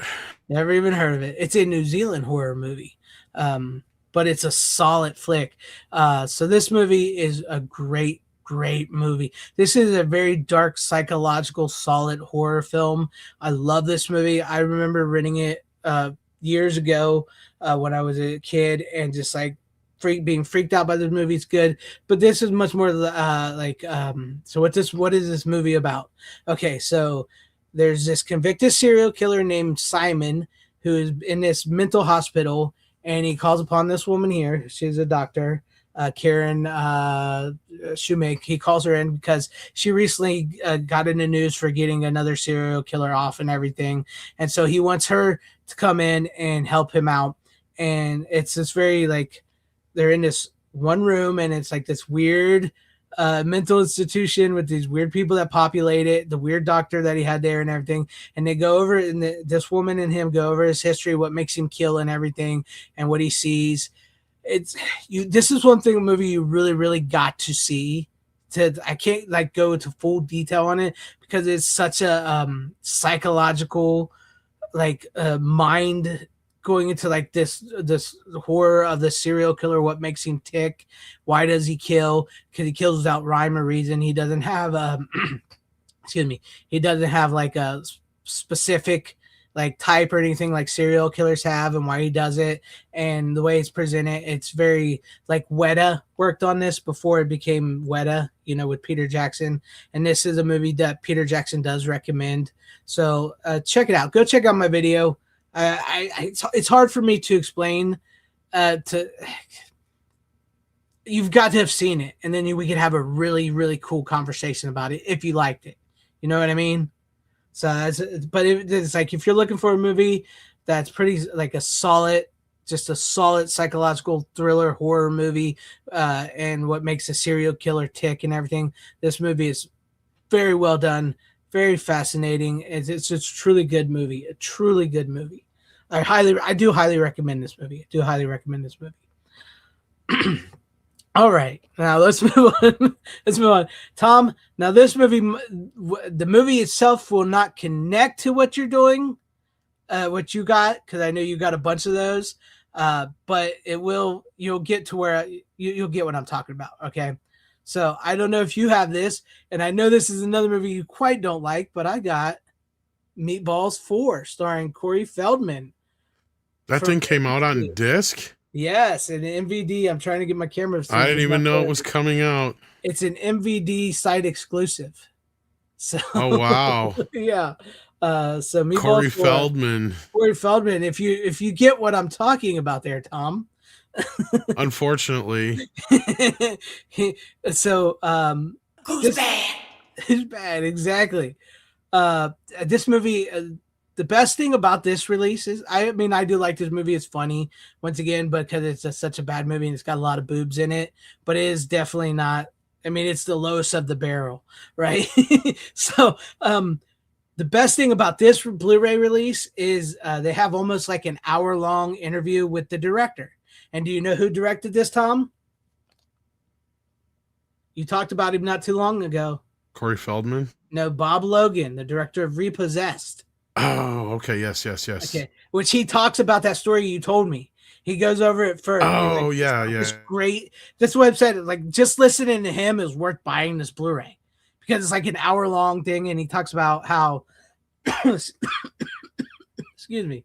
He talks about how he was a comedy writer for No Respect. What is his name? You know what I'm talking about. I'm like losing it because I'm sick and I'm whatever.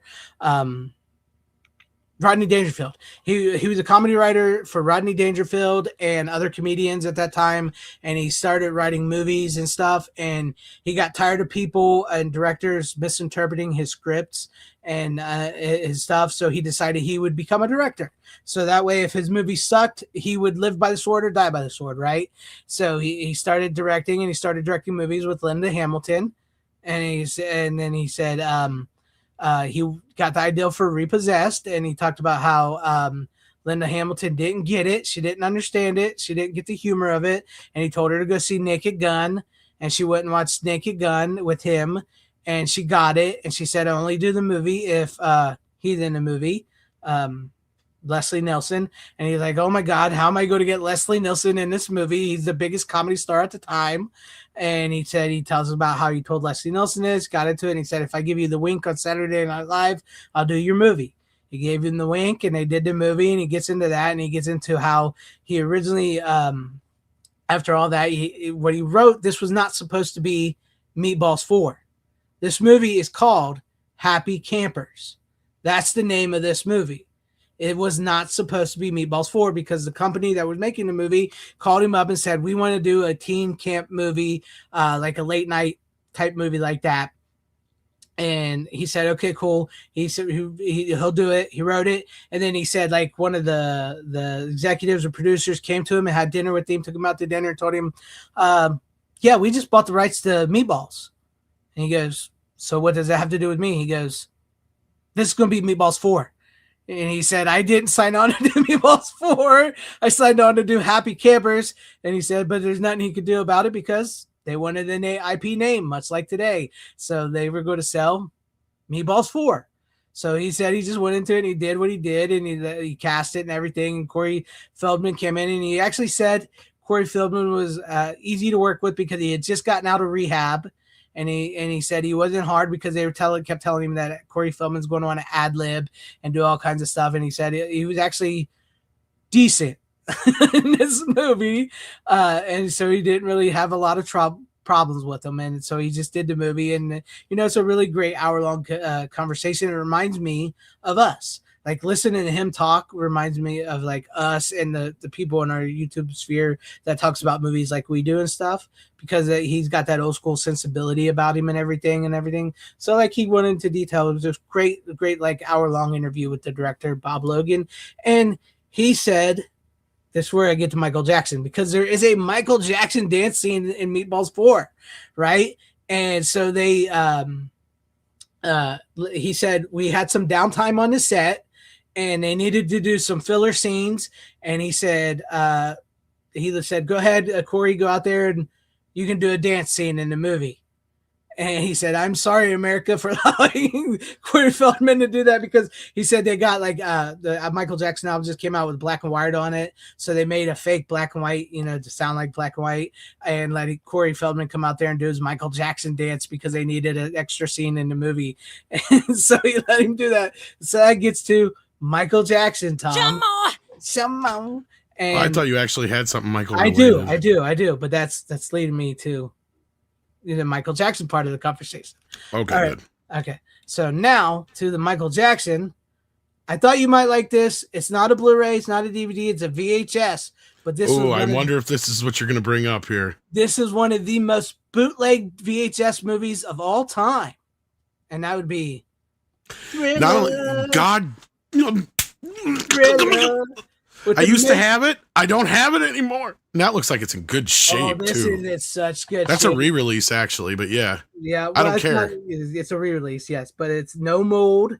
It's a Vestron Live. I need a good copy of that. And this looks so good. I watched it on my CRTV, so I don't need the video. I just need the making of. Yeah, the making. I actually have a copy of the video. Well, the video's on 4K on. Yeah, YouTube, it's on 4K now. Yeah, so yeah, I thought you might like this one. Oh yes, I used to have that. I miss it so much. I got lucky with this. Honestly, I had a beat up old copy from like 1984 or whatever year it came out.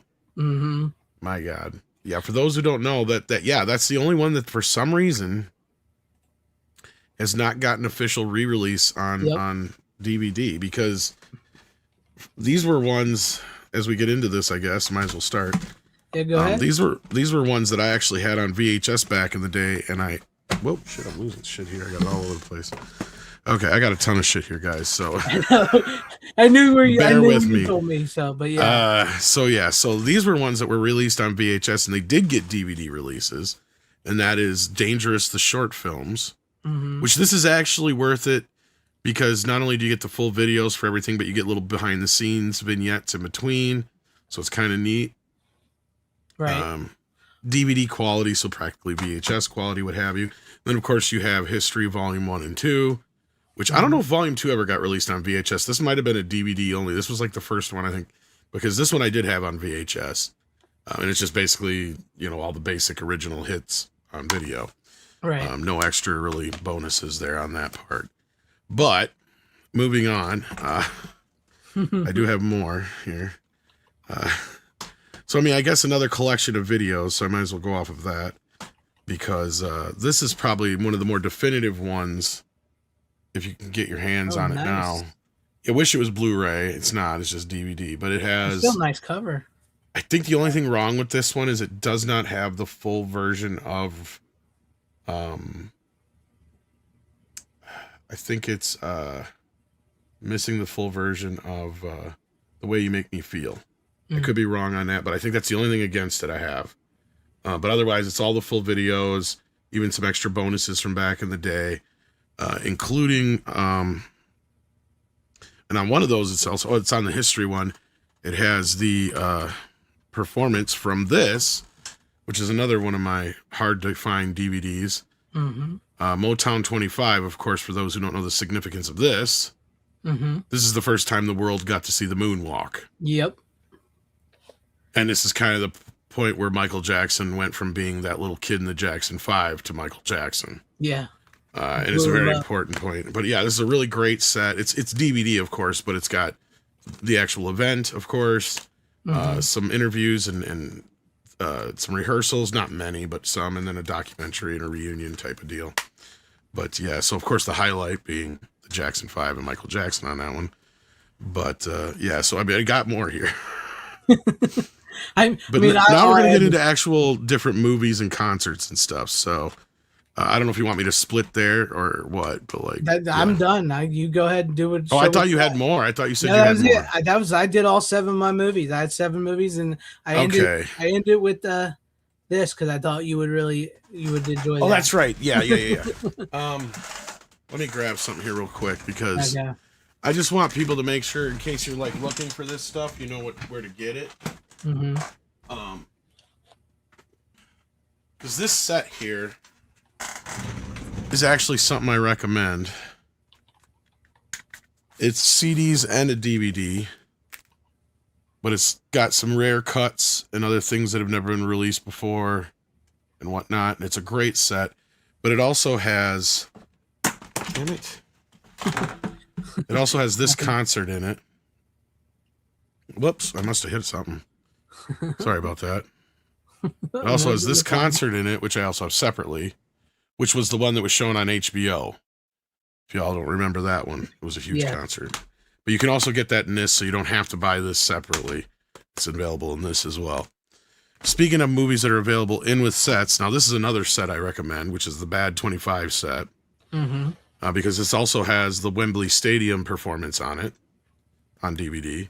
But what it doesn't have, it pisses me off, and still has yet to be released to this day, was the corresponding documentary that Spike Lee did, called Bad 25, that I only have on digital because it never got it was supposed to get a Blu-ray release, but as far as I can tell, has never surfaced. Right. And it's a great documentary. It's like almost 2.5 hours long. And what pisses me off about that documentary is that it shows that at some point they had to have scanned the full-fledged short film that Martin Scorsese directed in HD, but it has yet to surface anywhere besides bits and pieces of it in that documentary. Right. So that tells me there's a version that exists somewhere in HD. Where is it? Yeah, where is it? I want it. Because the beauty of Michael Jackson is 90% of his films, short films, because he didn't like to call them music videos, and they are short films for the most part. Yeah. They're all on film. So they should look amazing in 4K. The only ones that I know of that might have issues would be Billie Jean, because I think that might have been filmed on video or shot on video.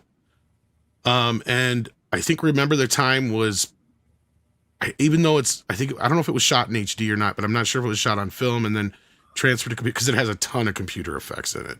Right. That's the only other one I'd be kind of concerned with. Otherwise, the rest of them, all of them should look great. And he always made sure everything was done on film and saved everything. Yep. So speaking of Spike Lee and documentaries, he did do one for Off the Wall as well, which is actually available in this set, if you can get your hands on it. So this one actually had it included on Blu-ray in the set. So you get the CD plus the Michael Jackson off from the Jackson 5 to the Off the Wall, from Motown to Off the Wall, which is a really good documentary, not as long as the bad one. And of course, there's also a Thriller 40 documentary that came out at the same time as the 40th anniversary, and that has yet to surface on disc. Yeah. Again, also on digital. Same thing. Yeah, they released in 4K, never put it out. It's a great documentary, but where is it? Yeah. Speaking of documentaries, probably the most well-known one, and one you can find and watch right now on Vudu for free, or Fandango, whatever the hell you want to call it. This Is It, which I also have the rare 3D enhanced version, which is nothing all that special, but what this is, for those who don't know what This Is It is, this is literally the last thing Michael Jackson ever did. Goes up to the very day that he died, or day before. And it kind of constructs as best as possible from rehearsal footage what the concert was going to be. But sadly, he passed away before that happened. So yeah, and it literally has him up to the night before he died in there. And then before we go too much farther, of course, this is probably one that most people have asked me about in the last few weeks. And yes, it's available, but it's an import, but it is region free. And that is Michael Jackson Moonwalker. And I'm surprised I almost wondered if this was the one you were going to bring on VHS. I had a weird feeling, but you surprised me with Thriller, because that one's a little harder to find too. This one is kind of interesting. So this is actually how we have some of the videos in HD now. Sans Bad, which was the little kids doing it in this one. Right. But we have almost all of the other videos from the album Bad in full HD, and a performance of the Beatles song. Oh God, I just forgot it. Jesus. Welcome to my world. I forget all the time now lately. Come Together. Before it was on History, it was actually done on here. But this has the full-fledged short films for basically Speed Demon, the famous one for Smooth Criminal. Leave Me Alone is on here in HD, which is great. It has a performance of Man on the Moon, which I think was also repurposed for the videos in some spots, or what have you. Is it still available to buy on Blu-ray? You might be able to find it. I'm going to have to find this one. I don't have this on Blu-ray. So again, it's an import, even though it was released by Warner. Right. So I've seen it's an actual Blu-ray. It's not bootleg. This is an actual Blu-ray. It even has a booklet and everything. I got a few of those, like important. And it's Blu-ray, a real Blu-ray. Yeah. I got a few of those. Just for some reason, Warner Brothers or whoever owns, maybe there was a rights issue here in the U.S. and Warner happens to have the rights outside the U.S. I'm gonna have to look for that. I'm gonna have to look for that one. Yeah, this is a fun one. This is really good. It's okay, story-wise, it has a very loose story. But you got Joe Pesci chewing the scenery as a fucking flat-out bad guy. Yep. And some of the stuff in here it's just goofy as shit. But if you know Michael Jackson, you get it. And it's just you got like the claymation segment with the Speed Demon, and then of course you have the drug segment with Smooth Criminal with Joe Pesci and that whole thing, and the kids and whatnot. Yeah, and it's just fun. It's just fun. I remember stumbling upon it on Showtime one day when I was a kid, and I'm like, "What the hell is this? Why are they showing Michael Jackson's music videos on Showtime?" And then all of a sudden I realized it was like this whole, and then it got into the Smooth Criminals bit. And I'm like, wait, I've never seen any of this shit. What's all this? And then it got into this trailer and then or the actual video, and I'm like realizing how I've never seen the full video of this. Right. Because as far as I know, basically Smooth Criminal would be his longest short film. So it's technically that whole segment. Right. Which is like 40 some minutes long. Because the first half of the film is all the other stuff leading up to that, and then that segment. And there's nothing really connecting the two. They're completely separate from everything else. So, like, yeah, like Speed Demon's kind of its own thing, and then, you know, so yeah. But anyway, it does technically have 2 music videos, and it has, come together at the end. But that's kind of the whole thing, is after everything gets wrapped up, Michael has to get to the show, Yeah. So, yeah, we get through all those. Watched a lot of Michael stuff this week. Which gets us to the final one, which also leads to the closest thing to what we have in theaters right now. And this needs to be remastered, motherfuckers.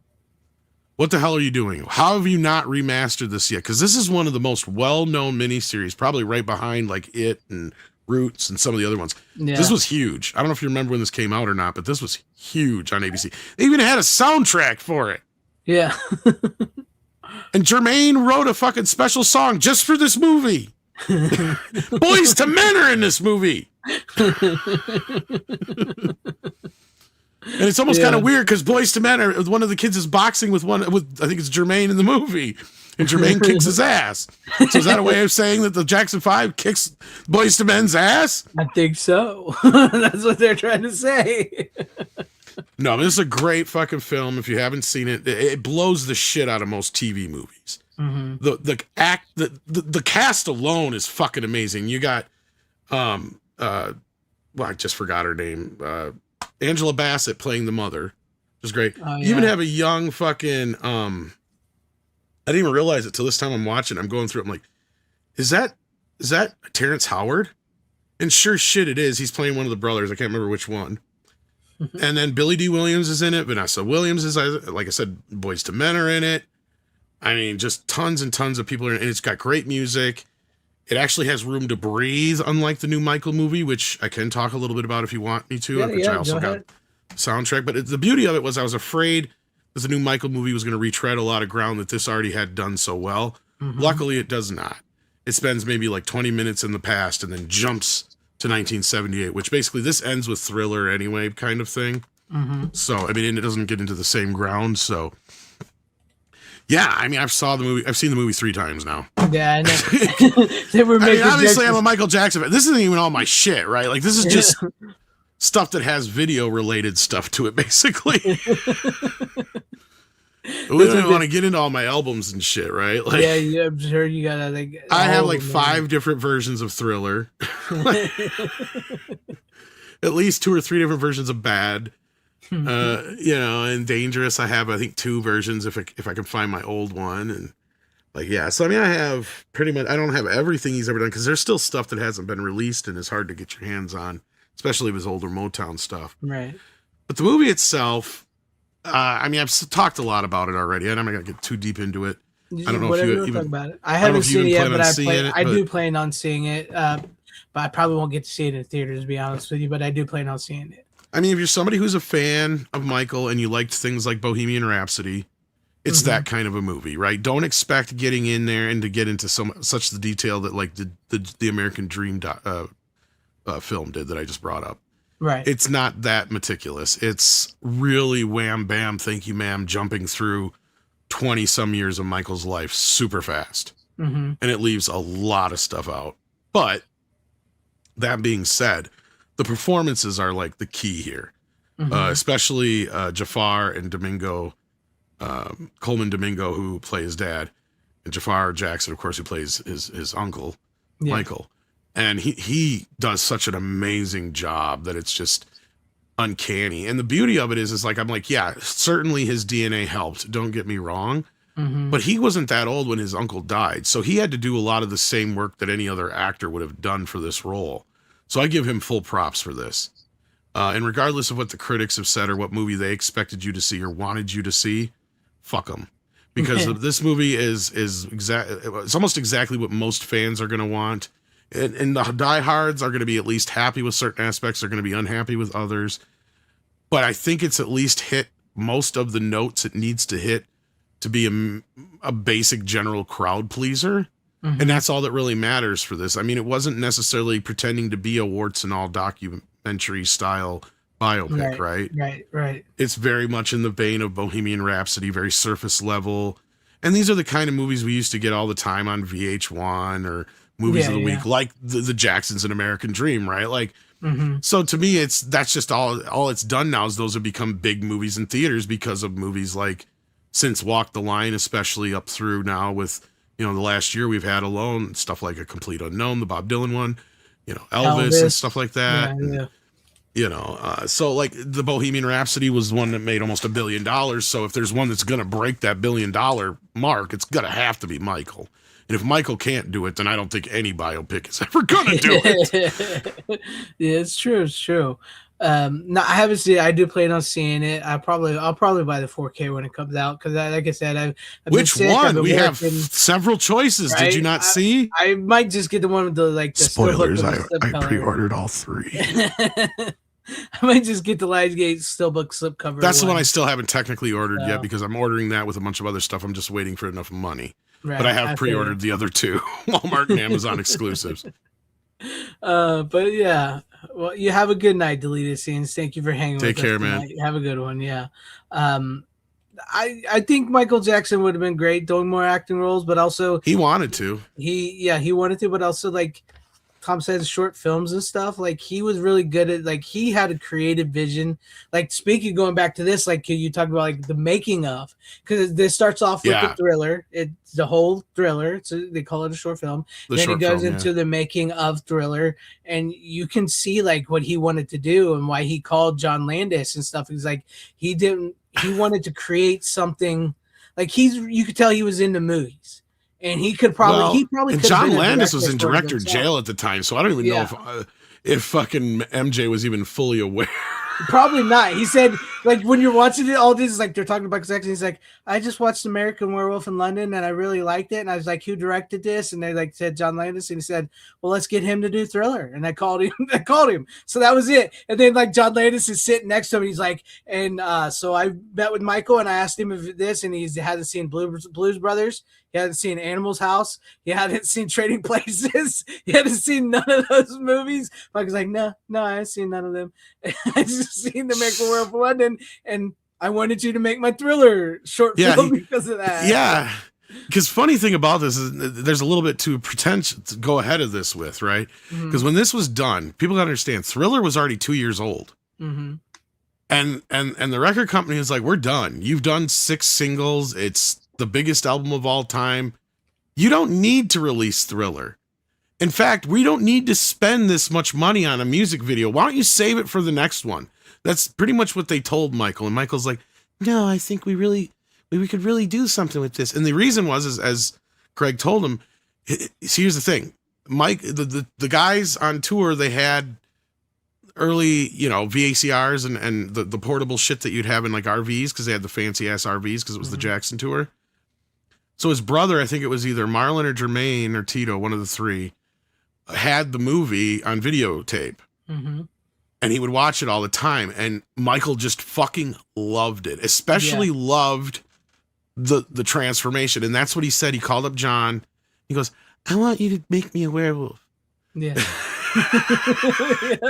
He means, what do you mean? Like, make your, like, yeah, I want to become a werewolf in the movie like you did.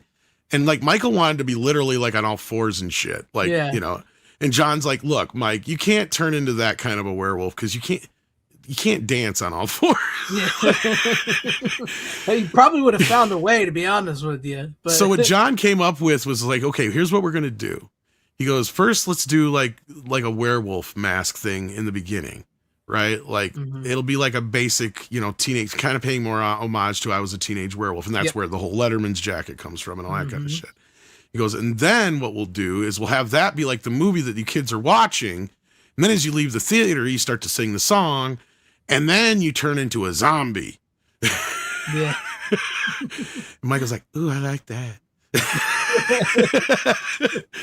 And then then the whole kind of came to him with the whole zombie dance, and of course the rest is history. But what's funny is that little logo in the beginning is, you would think with all the controversy that constantly surrounded Michael Jackson that somebody would have said something, and that's why that thing is in the beginning. But no, funnily enough, this video almost didn't get released because to rewind a little bit, so Epic Records, aka CBS Records, now Sony Records at the time, didn't want to spend the extra money, so they're like, no, Michael, we're not going to do it. This is one of the few times they actually told Michael no. He's like, all right, I'm going to do it myself. So he went, and everybody's like, you're crazy, Michael. Don't spend that kind of money on this. What are you doing this for? That's stupid. That's insane. It's like, no, just trust me. Because Michael was this is the thing, is people don't understand how good of a businessman Michael was.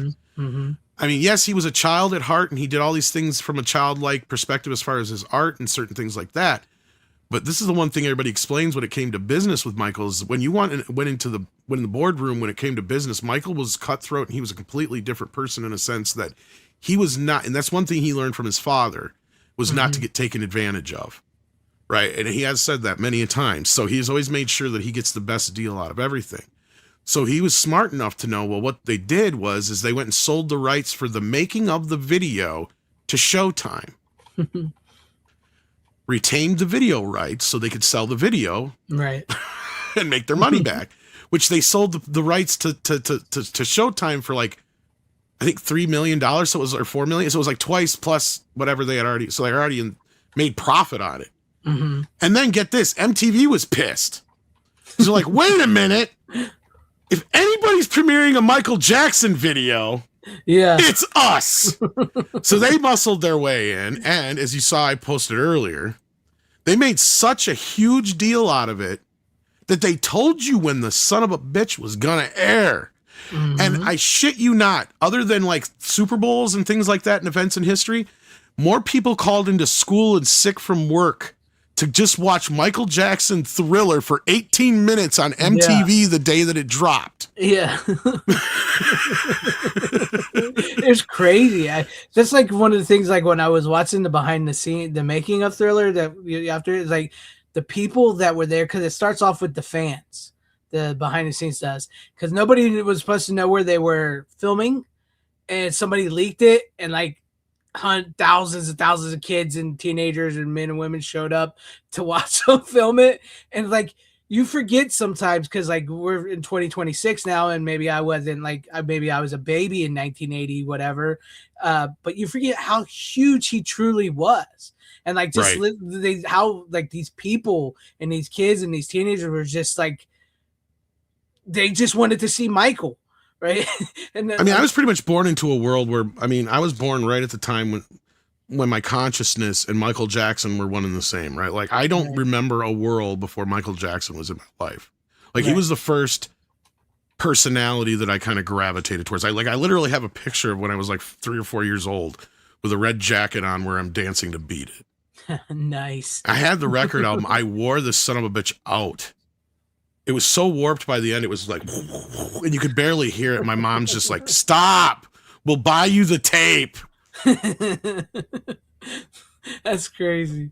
But no, yeah. So like you do forget. I can't say I was like a huge Michael Jackson fan like that to extent, but I knew, like, I grew up with it. I would watch MTV. I would see I loved Thriller. I had the tape. Now I have the tape again and stuff like that. But like you said, it's re-released. It doesn't matter. Cherish that bastard. Oh, you would not believe the still I got on this. How cheap this was, and the fact that it is. And if you can transfer it, let me know, especially in stereo. Yeah, it looked great.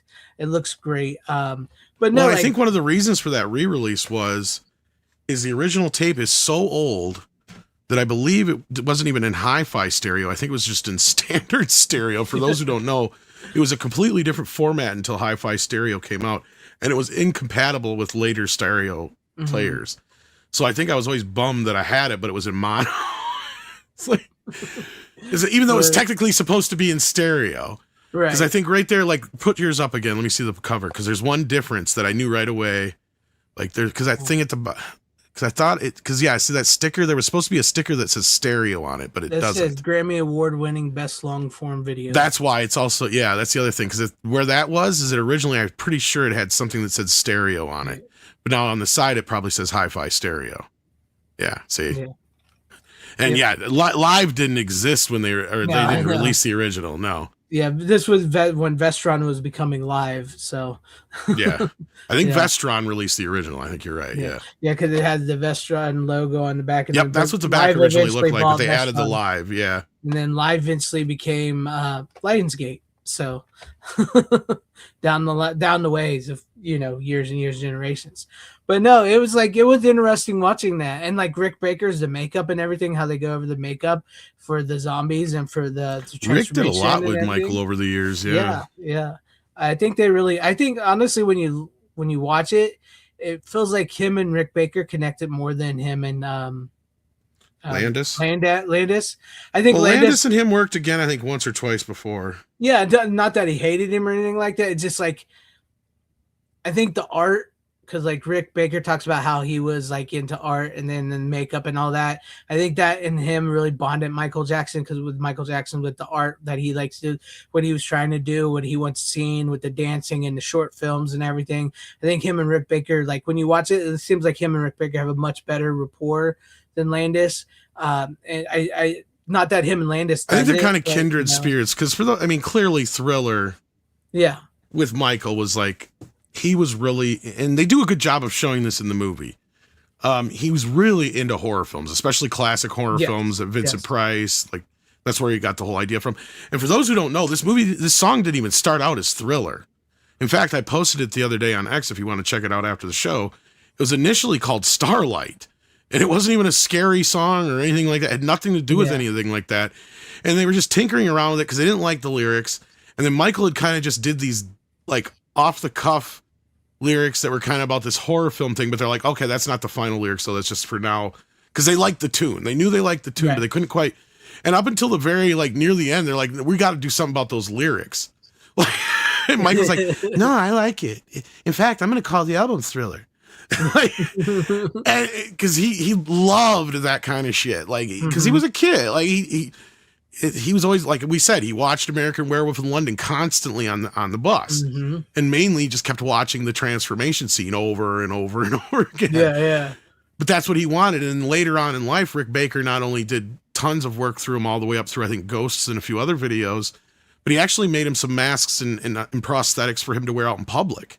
Because for those who don't know, Michael used to do these disguises so he could go out in public, because he's Michael Jackson, right? Like, gets mobbed no matter where he went. And his earlier attempts were not very good, let's say.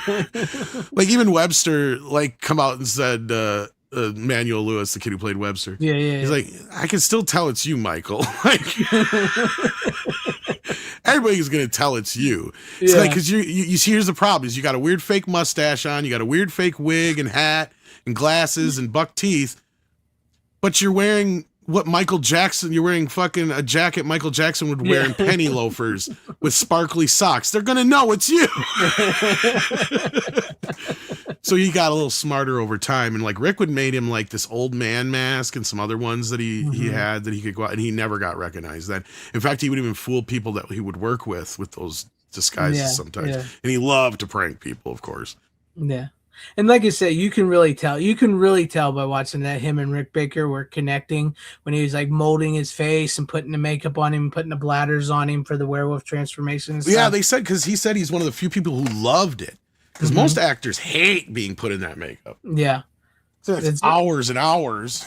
Yeah, he said, I even tried to talk Michael out of it, Like, no, He you kept don't trying want to to turn leave with into it a on. Yeah. He's like, no, you don't want to be a werewolf. You don't want to do that. And I want to go Michael's like, home no, and I scare wanna do Janet. it. Let me wear the makeup. Yeah, I want to do it.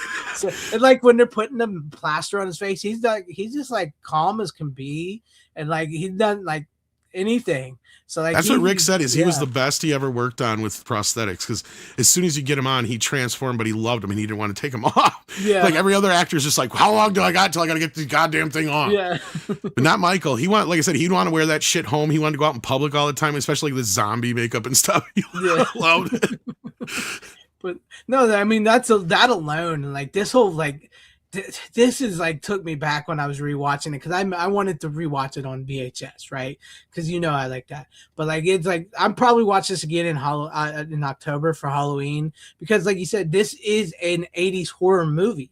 That's what this is, and it's so it good. influenced a lot. I mean, even though it took a lot of influence from Night of the Living Dead and Night of the Living Dead, and George Romero's other zombie all that movies kind of and stuff, it really did kind of re-spark an interest. It kind of was already happening, but it caught that wave more so. But it was like, the synergy of Michael Jackson meets a horror movie. Go. Mm-hmm. Yes, and it works so well, and it's just like it is so interesting to see the behind, like, and it's one of his signature songs now. Yeah, and it's like we talk about like DVDs and Blu-rays. Like this is sort of like that, because you get the short film, and then you get the making, the behind the scenes of it. Like you get the special features, and it goes really into depth of it. So and it's like it's like he was a pioneer with that, because that later kind of became the norm, right? Like, especially these bigger bands, when they would do a video like this, they would do like a behind the scenes. You get like the Ninja Rap one, for instance. I mean, it's not as long, but it's the same concept. Yeah, the music video plus a little behind the scenes making of little vignette thing. Yeah. I wish I still had that one. I don't have that one. I wish I did. And that's the one thing that's missing from all these collections I have, is that making of that you have in your hand right there. And that is one of the most sought after ones by fans. And I hope it have an release a Blu-ray of it, guys. Yeah. Jackson Estate, are you listening? You're leaving money on the fucking table. maybe you guys could cash in big time on this one. Like, come on. I want a collection. I want basically that put on a collection like the one I showed you, the ultimate one here. Mm-hmm. Do that. All you can in HD. Give it to us. Come on. If there's anybody who could who has them, they do. And you can cash in on it. Because fans will rebuy this shit over and over again. I'll tell you that for sure. I'm going to end up buying Bad 40. You watch. I have 2 copies already of it, but fuck if I'm not going to buy it, because it's going to have something on it that I haven't got already.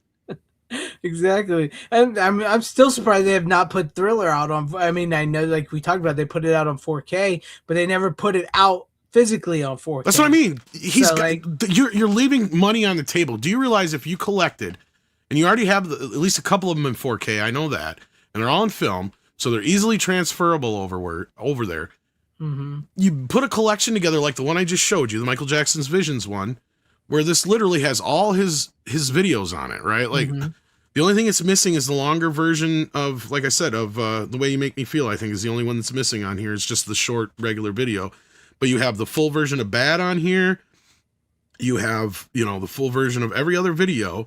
You just don't have the making of Thriller.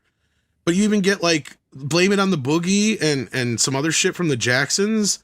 You get Say, Say, Say even with Paul McCartney, which is hardly ever seen. Mm-hmm. So, like, I mean, do this just on a Blu-ray. That'd be nice. It'd be nice. That's all you gotta do. Yeah, I'm surprised they have not put all this. I'll take a Blu-ray. It doesn't even have to be 4K. Yeah. Exactly. And then you remaster them in Dolby Atmos, so you have another reason for it. It's like, yeah. You're gonna milk it, guys. Like, this is what I don't get. This is one thing, like, I hate it when estates take over these things, but at the same time I don't, because they get greedy as fuck. And I like it that they usually release everything.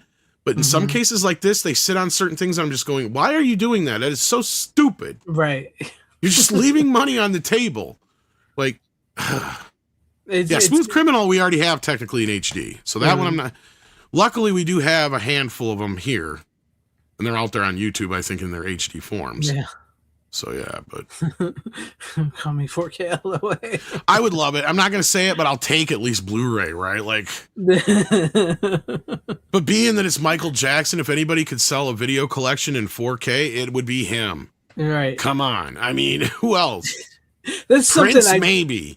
Maybe. It is something though. Like I know so many people put down VHS and everything and then stuff like that. But like there's stuff on VHS like this that have never really. There was a whole like, market that did different shit. Yeah, that's been lost. That's never been transferred to digital or Blu-ray or DVD or anything like that. So a lot of that, like let's talk about lost media.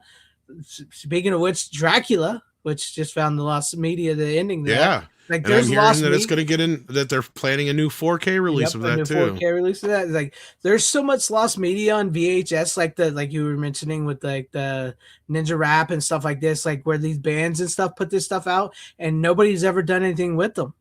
There's like behind the scenes of stuff that you can't find anywhere. I'm sure people put them up on YouTube, maybe where they ripped the VHS or something, but like there's so much that's been lost that has never been released to the fans of anybody that were done exclusively for VHSs, and not all of it was just shot on VHS. It was shot on, some of it was shot on film, which should be available. So well, that's what I'm saying. Like, yeah, we used to have a whole, like we had different.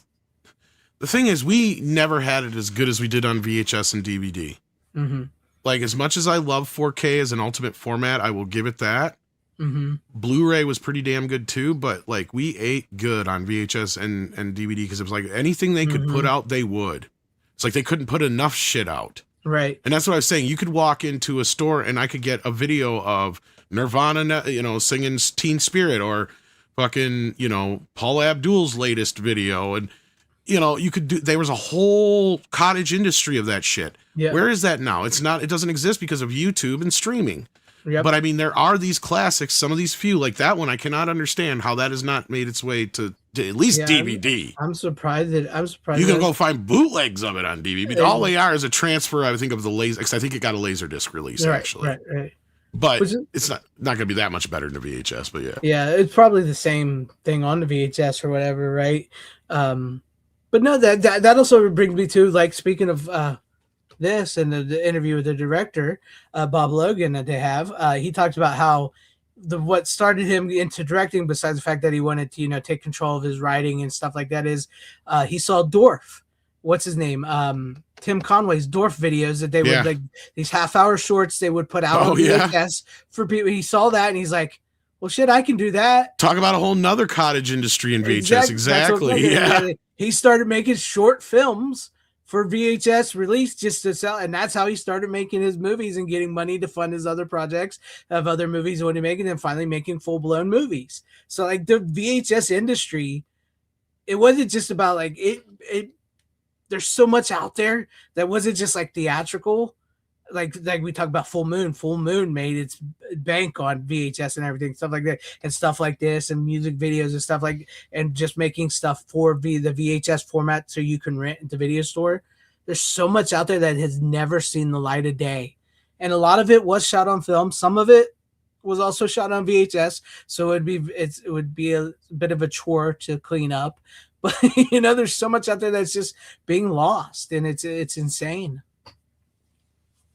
Exactly. I mean, and we have no idea beyond that, because like there's also situations where we've had like the Universal vault fires and the flood, other things where we have no idea what's been lost exactly yet too. That's the thing. Because I mean, I remember like when Shout Factory did Ben and Willard, which was the first time they had been released since their original releases. And they couldn't find a real good quality copy of Ben. Like the negative and the inner positive had gone missing.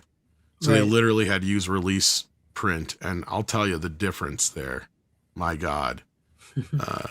Because Willard looks amazing. Because I think they had the negative or the inner positive for that one. Right.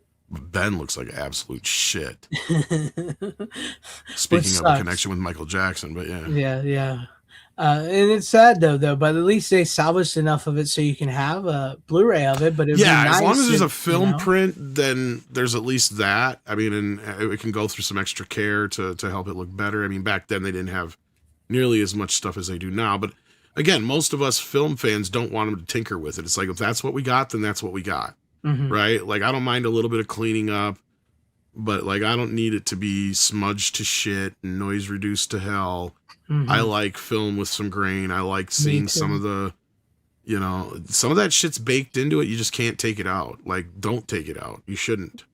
Yeah. That's kind of part of the experience. And I think that's why there's this craze in 35 millimeter scans all of a sudden. I don't know if you've noticed this. There's a lot of people sharing them online. Like, even though these movies have 4Ks or Blu-rays, there's people that have started sharing around 35 millimeter scans that people have been making from their own private collections.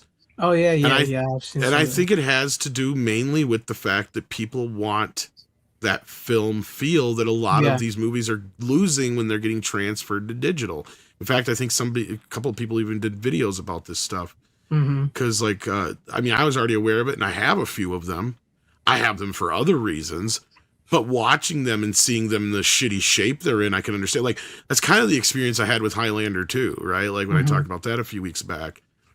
Because like watching that weird print of it from like wherever it was, the UK or Germany or whatever it was, because it even had the secondary ending on it that has not been seen very many places. I was like, holy shit. But the way that thing is scratched to shit, the way it looks, it almost adds a little character to it. It adds some mileage to it. And that's kind of what I think is what these kids are hearkening more for. And some people like us that are wanting is to go back to that feeling, because we're so used to that sterile, digital, cleaned up, noise reduced picture that we've gotten from, you know, DVD through Blu-ray up to 4K in some cases. And then it's also caused some folks on the other end go, wait a minute, this looks like noisy shit now. It's like, no, it's supposed to look like that. It was just cleaned up before to not show that, because on DVD it looks like crap, or they clean it up on the original digital version because on streaming it looks like crap. And then now you're getting to like with James Cameron, who's trying to make his movies look like the digital streaming. Yeah. He was like, no, I do think a lot of people are starting to get fed up with that, the Netflix digital look of a film nowadays. And I do think, like you're mentioning, that or do two different versions of this shit if you're going to do this crap. Just do a streaming version and do a video, you know, one for and I know it's going to suck for people like Sony, because I've pointed this out. They just do one version, and they do that for everybody, so it's not just them. But they're the ones that suffer the most, because they'll give them their 4K releases on like Netflix and wherever else on digital, and they look like shit. And I understand why people complain, because what you have is their compression trying to battle, you know, all this grain that's going on. So it's all this information it's trying, and it can't keep up with it. You know what I mean? Like, it just can't keep up with it. So what you get is this digital blocking and shit a lot of the times. So that's why we say 9 times out of 10, you're going to get a better picture just watching the standard Blu-ray than a 4K version of most streaming. That's the problem. Yeah, and that is. And that's one of the things I really love about Vinegar Syndrome is, like, when I get a Vinegar Syndrome disc, yes, they are a little more expensive, which one of the reasons I haven't bought a lot lately. Yeah, but they don't tinker with it too much. They don't tinker to it. I like seeing the little cigarette burns. I like seeing the little pops and the little scratches, because they clean it up enough to where they can get rid of, if there's some major damage, rid of it. Yeah. But the other times they will leave certain ones of those in, because it does give it a little, like Texas Chainsaw Massacre, or the movie, which I've been thinking about watching again too, is Surf 2, end of the trilogy, which is the movie I got from them. The blips and the scratches really add to that film. Like you feel like that's why I said a really good 4K can make you feel like you're spooling up the 35 millimeter print. You know what I mean? If it's done correctly, absolutely. If it's done right. Exactly. And from the negative, we like that, because then we get the purest, most resolution and all that kind of business. And I mean, look, it's just a matter of how it's scanned and done. Now, we'll have to wait and see if we ever get anything as far as the estate releasing anything, because I'm not too happy with the versions that are out there of Beat It and Thriller. They are very noise reduced to shit. But I don't know if they use the negatives for those scans, because I'm assuming they probably just use whatever answer print they had for I could be wrong, but that, or they just scrub the hell out of them, because that's the problem. And I did have versions of them somewhere. I got to find them, that somebody had sent me when they first did those scans. Right. And I want to compare them to the ones that are online to see, because I don't remember it looking that scrubbed before. Yeah. But they also up converted a lot of shit, which makes no sense to me. It's like, you have them there. Don't be fucking lazy. Get into the vault, pull out those fucking negatives, fucking scan them. We need them. If Michael was alive, these would have been scanned right. All they would have been done right. They'd have been done already. Yeah, Michael had that eye. Like, just watching, you can tell he had that eye. I think he probably could have been a film director eventually. You know, it's funny you say that, because there's several people I've heard say that in these little behind the scene vignette things and all things I've watched in the last few weeks, is that Michael could have been a great film director. Yeah. And it's because he's always on the cusp of new technology, and he's always trying to revamp and start something new. He's not afraid to try something different and new. So I think that, like, that's the beauty of what he had done. He's always trying to push further, right? Kind of like George Lucas was. But yeah, if anybody knows where I can get my hands on laser, See, that's the thing I brought up this week, because and this is some shit, I guess somebody's sitting on a 70mm scan that they won't put out there. But it's okay. I want the 3D version anyway, because since it's no longer, because they did have it at one of the parks, I guess, for the longest time, but now it's at neither of the Disney parks. But since they won't release the Simpsons episode, they're never going to release Captain EO. No, they're not. They're going to pretend that shit never happened. Right. And fuck you. What's sad is it's actually technically part of the Star Wars franchise now, which it probably should have always been. Since it had George Lucas involved, but George Lucas. I mean, and I always kind of thought that one creature was the same as Max Rebo anyway, just a different character, just same species. The one that's always farting. The one with it looks just like Max Rebo. Yeah, it looks like Max Rebo. Yeah. So I was always kind of under the impression it was kind of a offshoot of Star Wars anyway. But now that they had that animated show, actually have, I can't remember if they actually used the same character that's in there or if it's the same species of character that's in there, because I didn't watch it. So, but it's the one that's in Captain EO. But I mean, it fits. It looks like something that would happen in the Star Wars galaxy. Yeah. I mean, because that's what Michael wanted. Exactly. Look, and talk about Michael being in movies. He wanted to be Batman. He wanted to be Spider-Man. He wanted to be Edgar Allan Poe. Yeah. There was at least a half a dozen more movies that he had, like, he wanted to make, that he just never got to. Either couldn't find the funding, or just didn't get the part, or he had another Peter Pan project he wanted to get off the ground for years and just never did. You know, so like, I'm not saying this stuff would always worked for him, but I mean, the other thing with Michael is, unless he was directing, I think he'd been difficult to work with. Although the director of The Wiz said he was a dream to work with. The director of Men in Black said he was a nightmare. It was mostly because of his modesty. And that's the problem. This is like, he basically begged for a scene in the film, in Men in Black 2 or whatever it was, and then turned around and they got it worked out to where they could get the scene in, and then Barry Sonnenfeld's like, I don't even understand this. It could probably get cut anyway. It doesn't even matter. He was like, all right, we'll give it to Michael since this is what he wanted. And then all of a sudden they're like waiting. And they're like, well, where's Michael? We got to shoot this thing. And they're like, he won't come out of the trailer. Like, where the fuck are you, Michael? He comes up to the trailer. He's like, Mike, come on. He goes, I just don't know if I can do this. I don't know if I'm good enough. And he just kept getting like cold feet and shit. And he's like, and I wanted to be a Men in Black. I don't want to be an alien, because originally they were going to have him be an alien.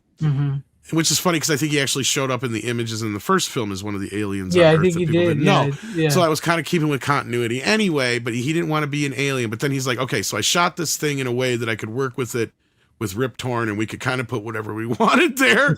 So I just had Michael say these things, and then it was whatever. But like, it is the funniest bit in the whole movie, because I am not a fan of Men in Black 2, but that bit had me laughing my ass off, because I was laughing hard enough in the first movie when they were flashing all these people on Earth, and Michael Jackson pops up. It was like, of course he's an alien. And that's what's weird about Michael, is like, you would think he would lean into that shit. That's the one time where Michael's like, I don't want to be known as, like, any other time Michael would be like, yes, of course I'm an alien. Like,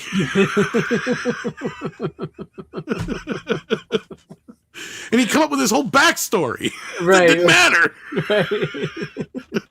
I think that's the thing, is like, when it comes to like Michael Jackson's stuff that he creates and he works on, he knows exactly what he wants. But when they've done stuff like that, where they bring him in to do something like that, he doesn't know what. That's why he hasn't done a lot of that stuff. I mean, The Simpsons was one of the rare occasions, because he was a huge Huge fan of The Simpsons. Mm-hmm. So much so that I believe it was a payoff for, because for those who don't know, he wrote Do the Bartman. Mm-hmm. Because he said, I think Bart Simpson should have a #1 hit. So he gave them Do the Bartman. I can't remember what it's credited as, but he is the writer of it.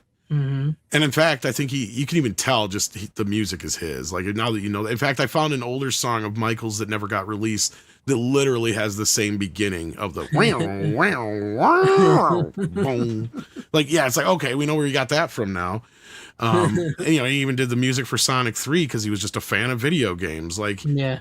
And a lot of times I think he did this stuff because he couldn't, because of his record company wouldn't allow him, so he'd have to do it under pseudonyms and other ways like that, because he would literally just give this shit to people, right? Because to him, it wasn't so much about the money, because he had more money than God as it was, because he had the ABG catalog, which was half the music in the industry, and we're not even going to get into all that stuff, but like, he didn't have to make another album for the rest of his life.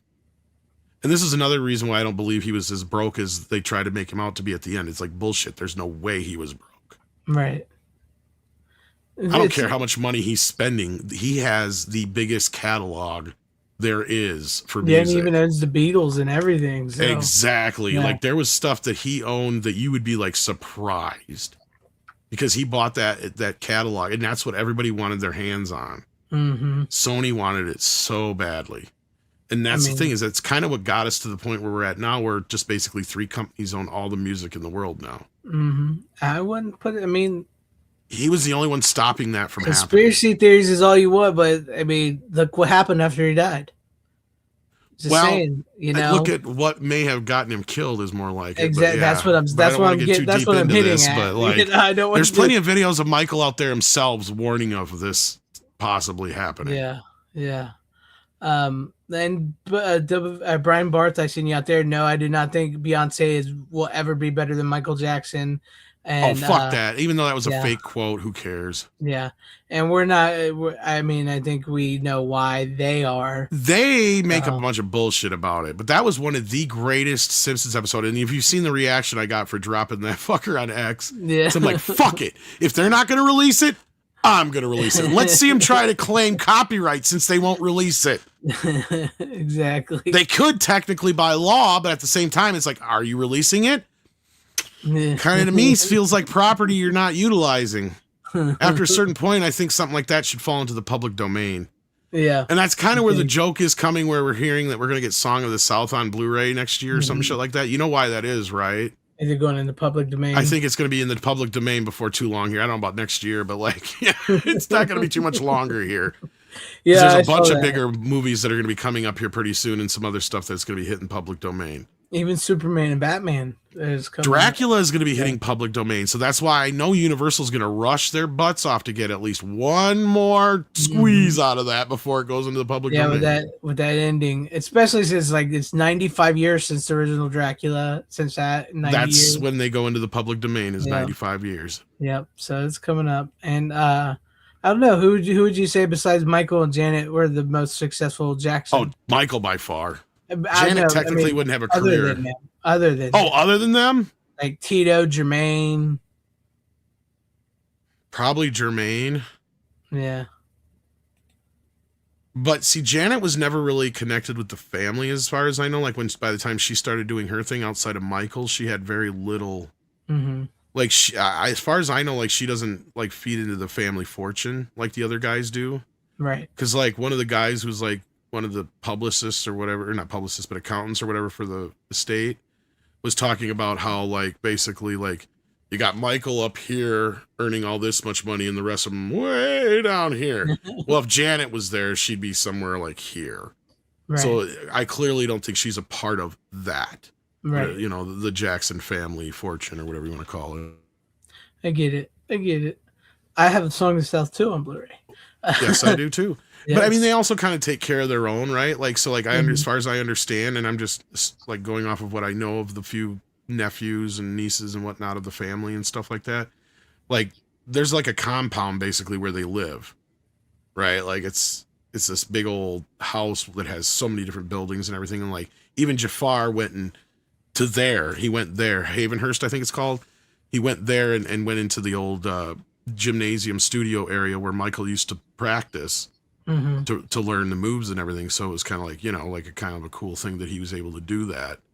But like to me, it sounded like, it's open to all the family. In fact, it even sounded like Jafar had lived there. Yeah. So like a lot of the nieces and nephews and some of the kids still live there. It's like, because they're a very close knit family at the end of the day. I mean, yes, Joe was abusive. Don't get me wrong. He was not a very good dad, but at the same time, compared to a lot of dads from that era, a lot of kids got beat by their dads and they weren't the Jackson 5. You know what I mean? Like, there has to be, and I'm not condoning it. I'm just saying. You know what I mean? Like, Joe Jackson beating the hell out of his kids was not abnormal, especially from where they're from. Believe you me. Like, at that time. It might be a shock to some, but in some cases, a lot of times that was expected. Like, that was why the mother really didn't get involved until it got too violent, right? Like, you want to hit him or what? What? Yeah, like, she did get to a point where she would basically stop him from when it was getting too rough with the kids, but at the same time, and I'm not condoning it, don't get me wrong. But like, I mean, like I said, there's a lot of dads who beat their kids and their kids didn't turn out to be fucking rock stars. So, like, and you can't say that a lot of his pushing them didn't get them to that point. But all five of the brothers have all said separately that no, they would not change anything. And yes, what Joe did got them to where they're at, and they're thankful for it. Now, Michael, worst of all, lost, his childhood because of it, but he still wouldn't change that, right? Because he's Michael friggin' Jackson. Yeah. He was well aware of who he was, and he loved playing with that image. Yeah. So. Yeah. Well, all right then. Yeah, let's wrap this up. Let's wrap it up. It's good conversation. I figured you were going to have a lot of Michael Jackson stuff this week. I was prepping, and then I had to dig it all out. And then I managed to get a bunch of movies in since I didn't do last week, and I've been a little sick, and I got some sleep, and I had a little time because I've been working my ass off lately. Yeah, that horror channel's killing you, ain't it? Well, that and real world stuff. Well, that real too, work and stuff. I mean, I don't make a living on YouTube, so I got to do it the best ways I can. And I really wanted to surprise you with this. I didn't want to tell you about it. That is I wish I still had it. I swore I kept mine somewhere, but I have no idea where it went. So if I could figure, I'd never transferred a VHS to a thing, so I might have to figure that out. I have a couple VCRs, and I think I have the little thing to hook it up with, but yeah, I know you can buy. I got a couple VCRs too. I just need to. There was one I think the one I bought was the one that somebody had done a test on a bunch of them. Believe it or not, it's not that expensive. But it has the best, because the thing is, you got to combat when you're transferring that shit to digital is the interlacing, right? Because VHS is made for tube TV, which was interlaced, and you get that ribboning or whatever the hell effect you call, where it looks like lines. Yeah. And there's a way somebody found to do that, and maybe I'll try and find that video, because I think he even has links in there for the contraption that he used. And it's one of the cheaper end ones, but it was the only one he could find that was able to manage the scan lines. That's what they're called, scan lines, without having that issue that you normally have where they separate and they look like you're getting two different images at once. Because that's really kind of what's happening. Yeah. For those who don't know, because what it is there's a difference in the frame, so they have it's creating a half of a frame between each frame, because way interlaced TV used to work compared to digital. So yeah. It's weird, but yeah. It's all weird. Like I said, I've never done it before. I'll have to look into it. But thank you, Tom, for coming on and hanging out with me as always, and everybody out in the chat and everybody at home watching. I appreciate you guys. Make sure you guys like, share, subscribe to FanZcene, the horror channel, and everything else. And I appreciate you guys. And as always, you don't have to go home. I wish I had a Michael Jackson clip. I should have had that. But as always, you guys don't have to go home, but you can't stay here. How you doing? Bitches leave. Who's bad?